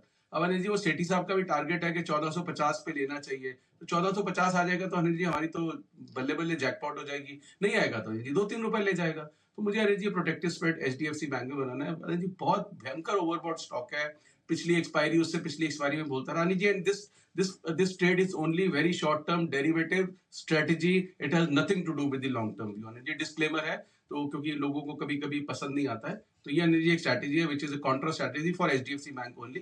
बाकी बिगनिंग ऑफ द मंथ है, अभी तो लॉन्ग वे टू गो है। लॉन्ग टर्म के लिहाज से तो फिर ठीक है, होल्ड है। शॉर्ट टर्म के लिहाज से करना है तो आप HDFC बैंक में पुट ऑप्शन के जरिए स्ट्रेटजी बना सकते हैं। 1520 का एक पुट खरीदें और 1470 के 2 पुट बेचे। ये राय आपके लिए 2.5-3 रुपये में ये स्ट्रेटजी आपके लिए बन रही है अगले महीने की। अगले महीने की क्या मतलब? इसी महीने की, इसी सीरीज़ की। अब तो महीना भी शुरू हो गया, सीरीज भी शुरू हो चुकी है। ये है आपके लिए राय। और इस बीच अच्छी प्रॉफिट बुकिंग आती है, देखिए ऊपरी स्तर से। जैसा दीप हम कह रहे थे कि आखिर में अपने को थोड़ा आपने कहा भी था 19,700 पे एक तो रेजिस्टेंस भी आ रही है। एग्जैक्टली 726 का ही बना है, बिल्कुल वही। और 750 से निफ्टी घुमा, बैंक निफ्टी भी घुमा है, तो बिल्कुल परफेक्ट लेवल से रिवर्सल आया है और सही रिवर्सल भी है। अब थोड़ा नीचे आया 19,600 के आसपास, तो यहाँ से फिर एंट्री पॉइंट बनेगा और यहाँ 44,525 के आसपास से बनेगा एंट्री पॉइंट। तो एक बढ़िया करेक्शन इंटरडे में जो मिलना चाहिए वो मिल भी रहा है, बढ़िया और एकदम सही जगह। आज हमारी शॉर्ट करने की रेंज भी यही थी। आप देखिए निफ्टी में भी हमने 19,665 और 19,735 की रेंज दी है शॉर्ट करने के लिए, और बैंक निफ्टी पर 44,600, 44,750, आज का ही 755 है। एकदम परफेक्ट ऊपर का लेवल छुआ है बाजार ने और वहीं से करेक्ट हुआ है। और इसलिए 3 दिनों में अपने ये कि हम ऊपर के लेवल पे लेना नहीं है, लेकिन शॉर्ट ना करें। वापस मौका मिल रहा है अब नीचे में, तो एंट्री करने की कोशिश करें थोड़ा सा अच्छा लेवल देखकर। आखिरी 3 दिनों का लंबा वीकेंड है तो थोड़ी बहुत प्रॉफिट बुकिंग आना लाजमी है बस। बिल्कुल सर, चलिए ये है आपके लिए एक्शन इस समय। By the way 1 October Sunday नया महीना शुरू हो रहा है, नया क्वार्टर आपके लिए शुरू हो रहा है और नई छिमाई भी आपके लिए शुरू हो रही है। और यूजुअली हम देखते हैं जब भी छिमाई आपके लिए एंड होती है, 6 महीने आधा साल आपका FY24 का ख़त्म हो रहा है, तो नई छिमाई के लिए आप कुछ बदलाव भी आते हुए दिखते हैं। सरकारी रूल्स में बदलाव आपको आते हुए दिखते हैं, कुछ प्रोसेसेस में बदलाव आते हैं, बाजार से जुड़े भी कुछ बदलाव आते हुए दिख रहे हैं। क्या कुछ है नए रूल्स और बदलाव जो 1 तारीख से इम्प्लीमेंट हो रहे हैं? आइए एक बार ये भी जान लेते हैं। वरुण है हमारे साथ तैयार। वरुण बताइए ऐसे कौन सी चीज़ें जो हमें जाननी चाहिए? तो दीप, लिस्ट तो काफ़ी लंबी है, बहुत कुछ बदलने वाला है, लेकिन कुछ चुनिंदा चीज़ें मैं आपके लिए लेके आया हूँ। इसमें सबसे पहले तो 2000 का नोट जो है वो अब 1 अक्टूबर से आपको बिल्कुल भी दिखाई नहीं देगा, क्योंकि 30 सितंबर आखिरी दिन है जब आपको बैंक में जाना है और इन नोट्स को जमा करना है। इसी बात है तो कल दिन है ना अनिल जी, कल तो बैंक फिर तो दिखाई देगा ना कि एकदम गायब हो जाएगा। लेन देन में नहीं दिखाई देगा। लेन देन, बाकी अगर शोपीस मिलेगा की तरह एकदम से गायब हो जाएगा। नहीं, अगर ऐसे शोपीस की तरह रखना पहले चाहते हो तो एक्चुअली एक नोट तो रखना चाहिए पुराना, नहीं? हाँ, 500 याद वाला, के लिए। 500 वाले भूल ही गए उसकी शक्ल कैसी थी पहले वाले। 1000 वाला स्पेशली कैसा दिखता था वो याद ही नहीं है। वो 500 वाला भी याद नहीं आ रहा मुझे, दोनों ही याद नहीं आ रहे। वो 500 वाले याद है किसी? वो लाइट ग्रीन। एक मिनट जरा मैं पूछता हूँ इनमें से किस किस को याद है जरा। बिना गूगल किए देखें, गूगल में तो क्या वो फोटो आ जाती है। किसी को याद है 500 और 1000 का क्या कलर था उस समय? जी कुणाल जी। अनिल जी देखिए, मैंने एक नोट दोनों संभाले हुए हैं। अच्छा। और 2000 का भी एक नोट अनिल जी संभाल के रखा है। अनिल जी बाकियों को भी सबको हिदायत है अनिल जी संभाल लें, इसे 10, 15, 20 साल रखें। हाँ। तो अनिल जी बहुत इसकी एंटीक वैल्यू बन जाएगी जब ये पूरी तरह से गायब हो जाएंगे। मैं तो मिस करके इसको आधा बिल्कुल होल्ड भेजेंगे। करना चाहिए अनिल जी।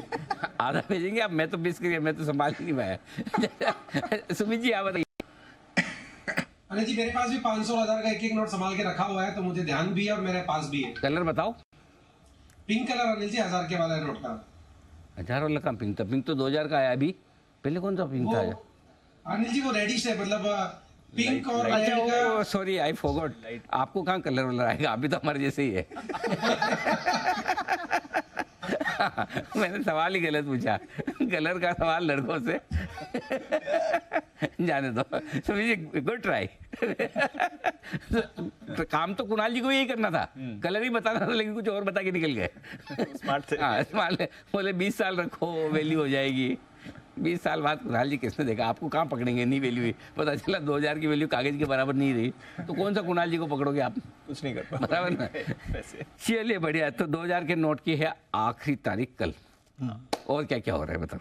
इसके अलावा अनिल जी, अगर देश में बैठ के बाहर रेमिटेंसेस करते हैं 7 लाख के ऊपर का, तो 20% का जो TCS है वो यहाँ पे लगने शुरू हो जाएगा 1 अक्टूबर से। तो अगर आप यहाँ से बैठ के बाहर खर्चे करते हैं तो वहाँ पे नजर रखिएगा। ऑनलाइन गेमिंग, कसिनोस, यहाँ पर 28% GST फाइनली लागू हो जाएगा 1 अक्टूबर से।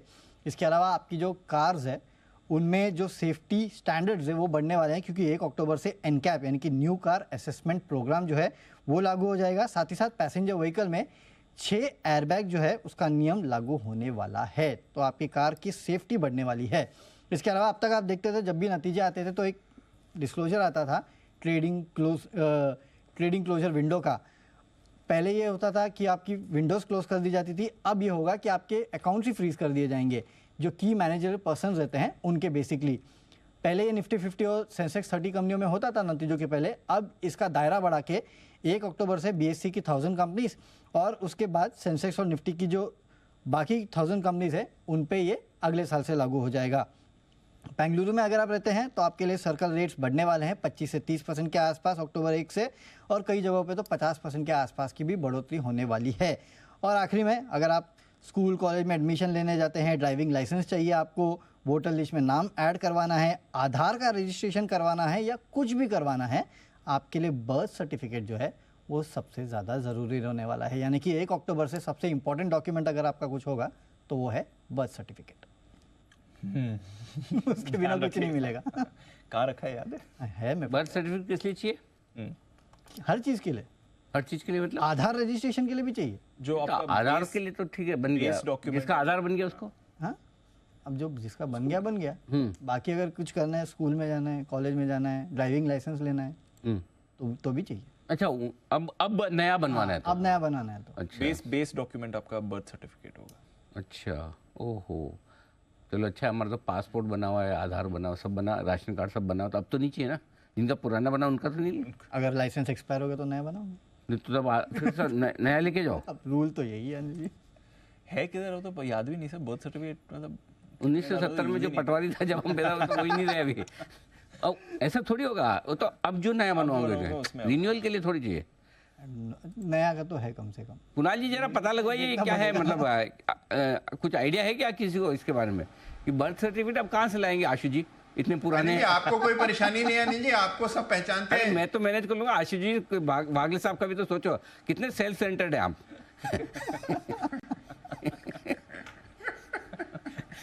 तो अनिल जी इन्हें भी सब पहचानते हैं अनिल जी, नहीं पहचानते हैं तो ये अपनी पहचान खुद बना लेते हैं अनिल जी जाकर। मेरे ख्याल से ना इसमें वैसे ही होगा, नए के लिए। हाँ नए के लिए, हाँ नए किसको बनाना होगा। हाँ ये 1 अक्टूबर से ये हमारे नीरज जी बता रहे हैं कि प्राइमरी डॉक्यूमेंट हो जाएगा। वो क्या है प्राइमरी ये पता नहीं वो लेकिन प्राइमरी हो जाएगा। मतलब इसको भी आप एक तरह से वो मान सकते हो कि भाई ये सच्चा डॉक्यूमेंट है, क्योंकि अब क्या हो गया कि एक्चुअली उसका रीज़न भी है कि अब जितने भी बर्थ सर्टिफिकेट इशू होते हैं उनका प्रॉपर रिकॉर्ड होता है। पहले क्या वो प्रॉपर रिकॉर्ड नहीं होता था, हो गए इशू कम हो गए ज़्यादा हो गए, तो अब प्रॉपर रिकॉर्डिंग के साथ हो रहा है, इसलिए उसको एक पक्के सबूत के तौर पर डॉक्यूमेंट के तौर पर माना जाएगा। तो अपने बर्थ सर्टिफिकेट जो भी बच्चे होने वाले हों, जब होंगे तब उनके लिए बनवा जरूर है, टाइम से बनवा लें। इससे आजकल एक बढ़िया सिस्टम और हो चुका है। जनरली छोटी जगहों को छोड़ दो, बाकी तो हॉस्पिटल्स खुद है ना, उनके वहाँ अगर हॉस्पिटल में जो बच्चे हो रहे हैं उनकी इन्फॉर्मेशन डायरेक्टली वो म्यूनसिपल कॉर्पोरेशन को भेज देते हैं कि हमारे यहाँ इतना बजे ये भाई साहब हुए हैं, तो वो करेक्ट सर, वो टेली हो जाती है, क्रॉस टेली।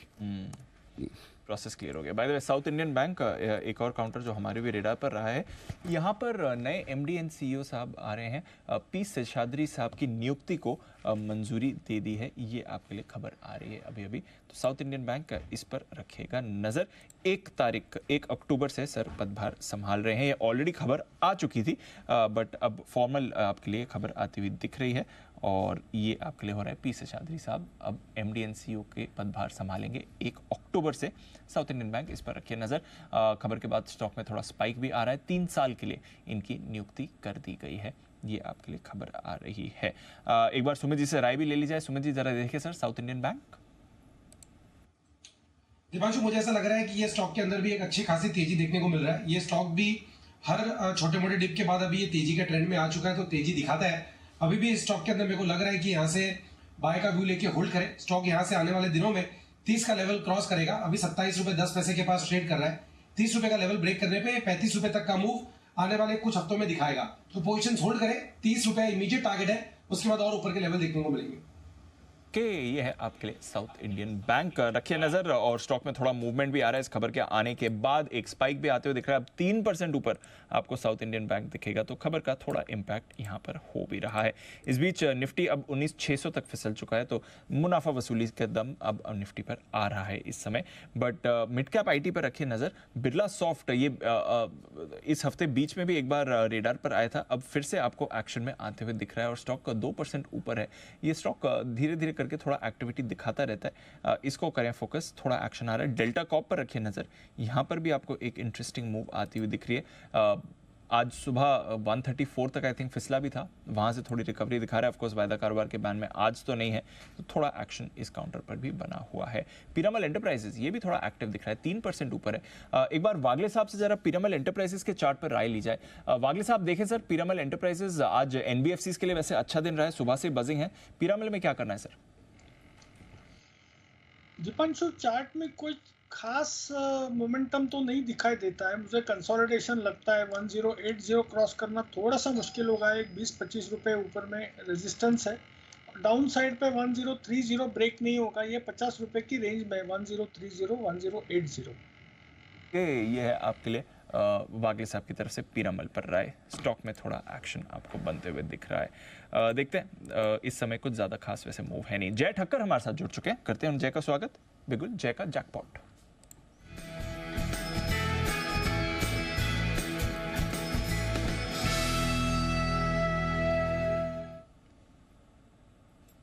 गुड आफ्टरनून जय, बताएं क्या कर रहे हैं इस समय? Very good afternoon to Deep, good afternoon to Anil ji. Deep, बहुत ही बढ़िया ब्रेकआउट टोरेंट फार्मा में आते हुए देखने मिल रहा है एंड टोरेंट फार्मा का फ्यूचर खरीदने की मेरी सलाह है। 1935-36 ये रेट पर चल रहा है और 1935-1936 के आसपास ये ट्रेड कर रहा है, इसको खरीदना है। एंड यहाँ पे जो स्टॉप लॉस बनेगा दीप वो बनेगा 1900 रुपये का। सो आपका डाउन साइड रिस्क है 35-36 रुपये का। टारगेट ऊपर दीप इसके जो फर्स्ट टारगेट है वो है 2010 2010 and second target will be 2040 2040। ये दो टारगेट्स के लिए खरीदे। आई मीन फार्मा तो डेफिनेटली मॉर्निंग से आई थिंक फ्लेवर में ही रहा है, एंड जो हिसाब से एक मोमेंटम यहाँ पे भी आते हुए बनते हुए देखने मिल रहा है टोरेंट फार्मा में, मुझे ऐसा लग रहा है रिस्क पॉइंट ऑफ व्यू एक अच्छा ट्रेड निकल कर आ रहा है। ओके, टोरेंट फार्मा एक और फार्मा स्टॉक जहां पर रखनी है नजर। सुबह तो हमने देखा भर भर के आपके लिए फार्मा स्टॉक्स पर ही राय आती हुई दिखी थी। सचिन जी ने भी सुबह टोरेंट फार्मा की बात करी थी और सचिन जी के भी टारगेट इस पर 1960 तक के लेवल्स की उन्होंने बात करी थी। 1950 पर फिलहाल स्टॉक ट्रेड कर रहा है और जय की तरफ से भी टोरेंट फार्मा आपको आ रहा है। बट बैन से बेनिफिट पिछली 2 सीरीज में हमने देखा है, सीरीज के पहले दिन ही स्टॉक बैन में आ जाता है और फिर थ्रू द सीरीज रोज आपके लिए अपडेट आते हैं। क्या तीसरी सीरीज में भी ऐसा ही होगा? आइए जानते हैं। अपडेट के लेकर तैयार है कुशल।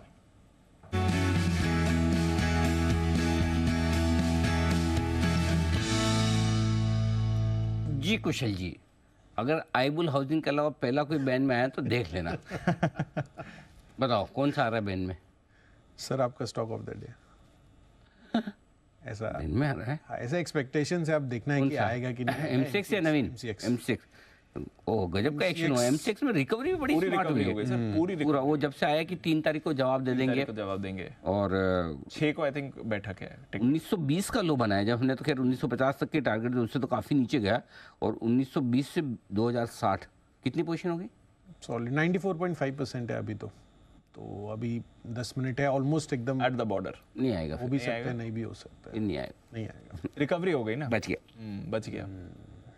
Okay. सुबह अपना ध्यान ठीक था कि बहुत ज़्यादा नहीं घटेगा, एक्चुअली उतना नहीं घटेगा कि जितना हालांकि वही कहा था कि ये टेक्निकल इशू है, टाइमिंग है अल्टीमेटली तो होना ही है। सो उतना नेगेटिव नहीं रहा। काफ़ी लोग ये सोच के चल रहे थे ये तो खत्म ही हो गया एकदम, वैसा नहीं है। चलो तो और कोई इसके आसपास नहीं, बाकी तो फिर 88, 85, 74 ऐसे है सर। ओके चलिए, तो MCX बॉर्डर पर है बट संभावना है कि शायद नहीं आए। नॉनदलेस देखते हैं। ये है आपके लिए बैन से बेनिफिट। आई 3:20 लेते हैं अनिल जी की आज की फाइनल मार्केट स्ट्रैटेजी।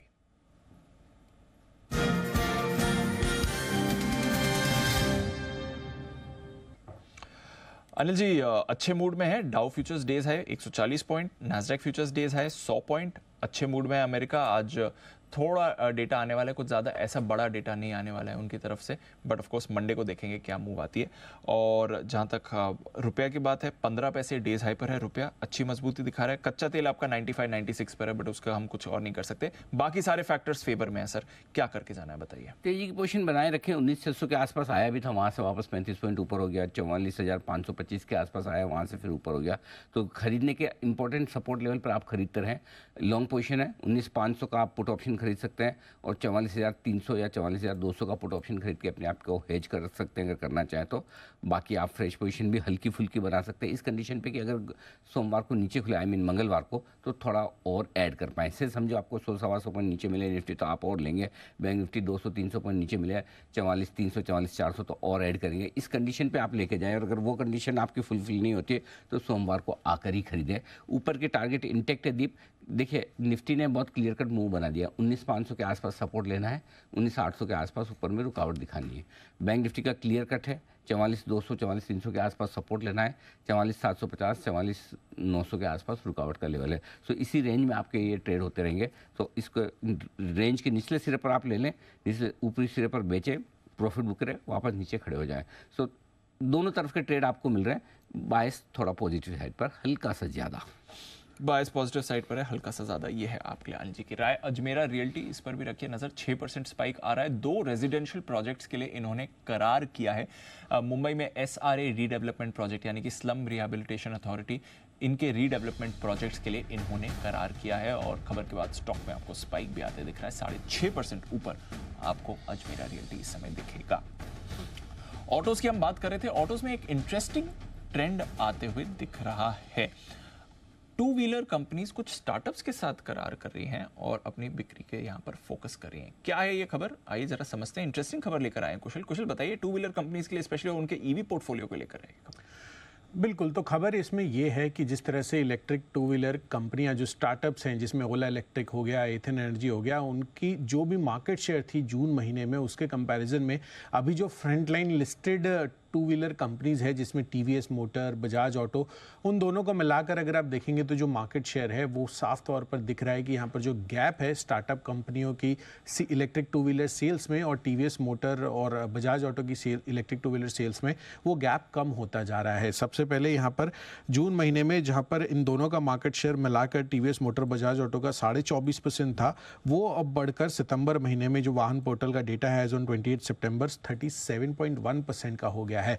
तो यहाँ पर एक सिग्निफिकेंट आपको उछाल देखने को मिला है। साथ ही जो ईवी रजिस्ट्रेशन हुए हैं उसमें भी बजाज ऑटो और Ather energy almost neck to neck अभी चलते हुए दिख रहे हैं। इनफैक्ट फेम 2 सब्सिडी क्लियरेंस में देरी की वजह से ओला इलेक्ट्रिक और एथर एनर्जी जो है अपने नए मॉडल शोरूम में उतार नहीं पाई थी, पर वो कह रहे हैं कि एक टेम्पररी हिकअप है, इसके बाद ये चीज़ जो है रिजॉल्व हो जाएगी। बट जिस तरह से market share gain frontline two wheeler कंपनियों का होता हुआ दिख रहा है electric two wheeler space portfolio में, वो काबिल तारीफ है। इनफैक्ट बजाज ऑटो देखिए रजिस्ट्रेशन जून महीने के मुकाबले सितंबर के बीच जो है 2x यहाँ पर पोर्टफोलियो बढ़ता हुआ दिखा है।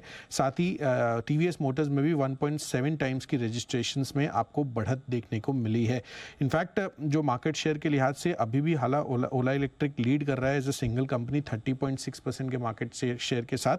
बट ओवरऑल जिस तरह से बजाज ऑटो और टीवीएस मोटर्स आगे निकल कर आए हैं, टीवीएस मोटर्स का आपको पता ही है कि iQube है उनका one of the most celebrated यहाँ पर बेस्ट सेलर है उनका, तो उसी वजह से यहाँ पर जिस तरह का गैप पहले था वो अब नहीं रह गया है और हो सकता है कि आगे चलकर जो बड़ी कंपनियां हैं टू व्हीलर स्पेस की वो यहाँ पर इस पोर्टफोलियो में भी लीड लेती हुई दिखे।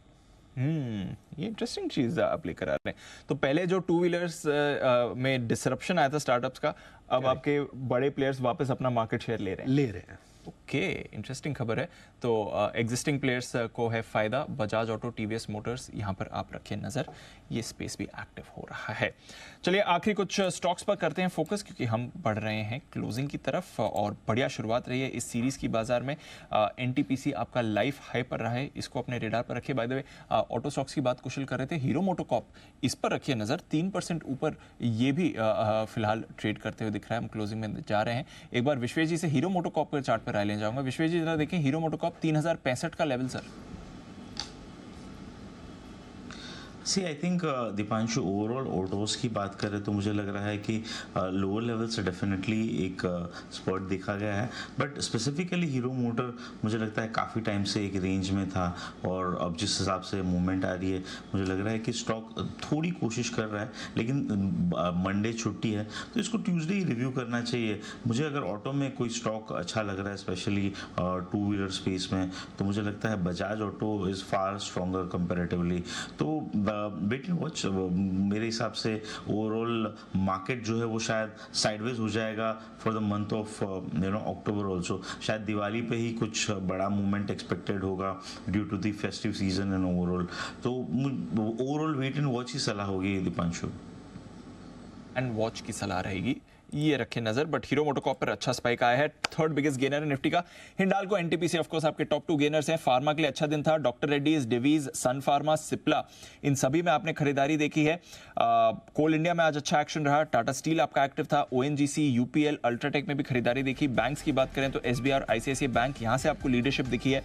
बजाज फाइनेंस भी आपको काफी एक्टिव होते दिख रहा था। इंडसइंड बैंक में भी पॉजिटिव मूवमेंट रहा। 10 स्टॉक्स हैं जो नेगेटिव थे। अदानी एंटरप्राइजेस 2.5% नीचे, LTI Mindtree, Infosys, HCL tech, TCS, tech Mahindra, पूरा आईटी पैक कमजोर था। एक्सेंचर के नतीजे, कमेंट्री, गाइडेंस, डील विंस सभी से आया है disappointment. Titan, power grid, Nestle, Asian paints, MNM और बजाज फिनसर्व, यहां पर भी आपने वीकनेस आती हुई देखी है। वायदा कारोबार की तरफ आइए, जबरदस्त एक्शन ग्लेनमार्क में रहा, 10% की मूव इसमें आपने देखी है। औरोबिंदो फार्मा हमारी एक्सक्लूसिव खबर थी, 5% ऊपर ये बंद हो रहा है। एल&टी फाइनेंस यहां पर अच्छी मूव आई है। वेदांता में आपने बढ़िया एक्शन देखा है, 6.5% की मूव। हिंदुस्तान जिंक पर भी रखिएगा नजर। इसके अलावा NALCO, NMDC, Hindustan copper, metal stocks आज बढ़िया चमक दिखा रहे थे। आरबीएल बैंक यहां पर आपको पॉजिटिविटी दिखी है। एमएनएम फाइनेंस, पीरामल एंटरप्राइजेस यहां पर भी पॉजिटिव मूवमेंट दिखा है। जी एंटरटेनमेंट में भी अच्छी मूव थी। डॉक्टर लाल पैथ लैब्स, मेट्रोपोलिस, ग्रैन्यूल्स, ये सब भी काउंटर्स थे जहां पर आपको पॉजिटिविटी दिखी है। गिरावट, नवीन फ्लोरिन एमडी साहब का रेजिग्नेशन, 13% का कट। एमसीएक्स नए प्लेटफॉर्म पर अब शिफ्ट नहीं हो रहा है। होने वाला था, बट सेबी ने कहा है कि फिलहाल मत करिए कुछ टेक्निकल इश्यूज के कारण। हालांकि नीचे से रिकवर हुआ बट 2% नीचे बंद हो रहा है। बलरामपुर चीनी, AU small finance bank, Jubilant food, Escorts, emphasis, साथ ही इन्फो एज, चोला इन्वेस्टमेंट, ये सारे स्टॉक्स हैं जहां पर आपको वीकनेस दिखी है। कैश स्टॉक्स यहां पर भी भरपूर एक्शन आपको थ्रू द डे ही आते हुए दिखा है। रेल स्टॉक्स में टुवर्ड्स द एंड हमने एक अच्छा स्पाइक देखा था। इरकॉन, रेलटेल, आरवीएनएल, आईआरएफसी, ये सारे स्टॉक्स एक्टिव हो रहे थे। हुडको सुमिजी का 5.5% ऊपर ये काउंटर रहा। इमामी नई एक्विजिशन इन्होंने की है, 5% का उछाल यहां पर भी आपने देखा है। गुजरात एल्कलीज, जेएसडब्ल्यू एनर्जी पिछले एक महीने से जबरदस्त अप ट्रेंड में है, आज भी अच्छी खरीदारी इसने दिखाई है। सेंचुरी टेक्सटाइल्स, यहां पर रिसेंटली अच्छी खबरें आई हैं। साथ ही मेट्रो ब्रांड्स, शोभा, ये भी काउंटर्स हैं जो काफी एक्टिव थे। Bank of India, IOB, central bank, यहां पर भी आपको बढ़िया मूव दिखी है। गिरावट कहां पर आई है? फिनोलेक्स केबल 6.5% का कट था। Tata investment, Tube investment, EaseMyTrip, साथ ही Westlife Foodworld, Sonata software, Jyothy laboratories, Suprajit engineering, Blue Star, Phoenix Mills, Quess Corp, Craftsman auto, MapmyIndia, C info systems, V mart retail, ये कुछ counters हैं जहां पर आपने weakness देखी। But 1% की तेजी है मिड और स्मॉल कैप इंडेक्स में, और 0.5% से 0.25% आपका निफ्टी और बैंक निफ्टी मूव कर रहा है। Markets are back in form sir. October series की शुरुआत दमदार नोट पर होती है और 19,635 एग्जैक्टली उसी लेवल के आसपास जाकर बंद होता हुआ दिखा है, और बंद हुआ है 44,600 के आसपास निफ्टी बैंक। 290 अंकों की तेजी रही है सेंसेक्स में आज की क्लोजिंग बेसिस पर। आइए बढ़ते आगे और उसके बाद आज के क्लोजिंग के बाद के एक्शन पर कर लेते हैं फोकस। डाउ फ्यूचर्स 140 पॉइंट ऊपर है, नेस्डेक फ्यूचर्स 100 पॉइंट ऊपर है, यानी कि अमेरिका में आज मजबूत ट्रेडिंग सेशन की है उम्मीद। सोमवार को हमारे बाजार है बंद। समाचार समाप्त करने का वक्त। 19,638 114 अंक की तेजी के साथ निफ्टी हुआ है बंद। 320 अंकों की मजबूती रही सेंसेक्स में, 65,800 के ऊपर। 44,584 283 अंकों की मजबूती के साथ बैंक निफ्टी ने की है समाप्ति। मिड कैप और स्मॉल कैप शेयरों में भरपूर तेजी का माहौल रहा है। अच्छे खासे एक्शन में मिड कैप इंडेक्स करीबन 1% और स्मॉल कैप इंडेक्स भी 1% मजबूत बंद हुआ है। डाउ फ्यूचर्स 140 अंक ऊपर है, नेस्डेक फ्यूचर्स 90 अंक ऊपर है। सोमवार को हमारे बाजारों की छुट्टी है, आज रात अमेरिका खुलेगा, सोमवार को भी खुलेगा। मंगलवार सुबह आपके साथ हमारी फिर मुलाकात होगी बाजार को लेकर। तब तक लंबे वीकेंड को एंजॉय कीजिए। वर्ल्ड हार्ट डे है, दिल को हल्का करने के लिए, खुश करने के लिए कुछ न कुछ ऐसा आप जरूर करें इस वीकेंड पे। और अगर वाकई में आप भी कुछ ऐसा इंटरेस्टिंग करते हैं तो मुझे ट्वीट करके, पोस्ट करके, एक्स करके, मतलब वो ट्वीट के एक्स पर पोस्ट करके बताएं जरूर कि इस वीकेंड आपने ऐसा क्या किया जिससे आपका और आपके आसपास वालों का दिल खुश हुआ, वो ज़रूर बताइएगा। तो चलिए, इंतज़ार रहेगा आपके जवाबों का। फिलहाल आप सभी से विदा लेने का वक्त है। कुणाल जी, आशु सर, विश्वेश जी और सुमित जी का बहुत बहुत धन्यवाद। धन्यवाद वागले साहब का, जय ठक्कर साहब का और हिमांशु जी का भी दिल से आभार आज हमारा साथ देने। हाँ, आज धन्यवाद मैंने आदमी, आज वर्ल्ड हार्ट डे, दिल से आपका आभार। हाँ, दिल से शुक्रिया, और आपका हमारा दिल ऐसे ही मिलता रहे और स्वस्थ रहे, यही हमारी शुभकामनाएं इस वर्ल्ड हार्ट डे पे।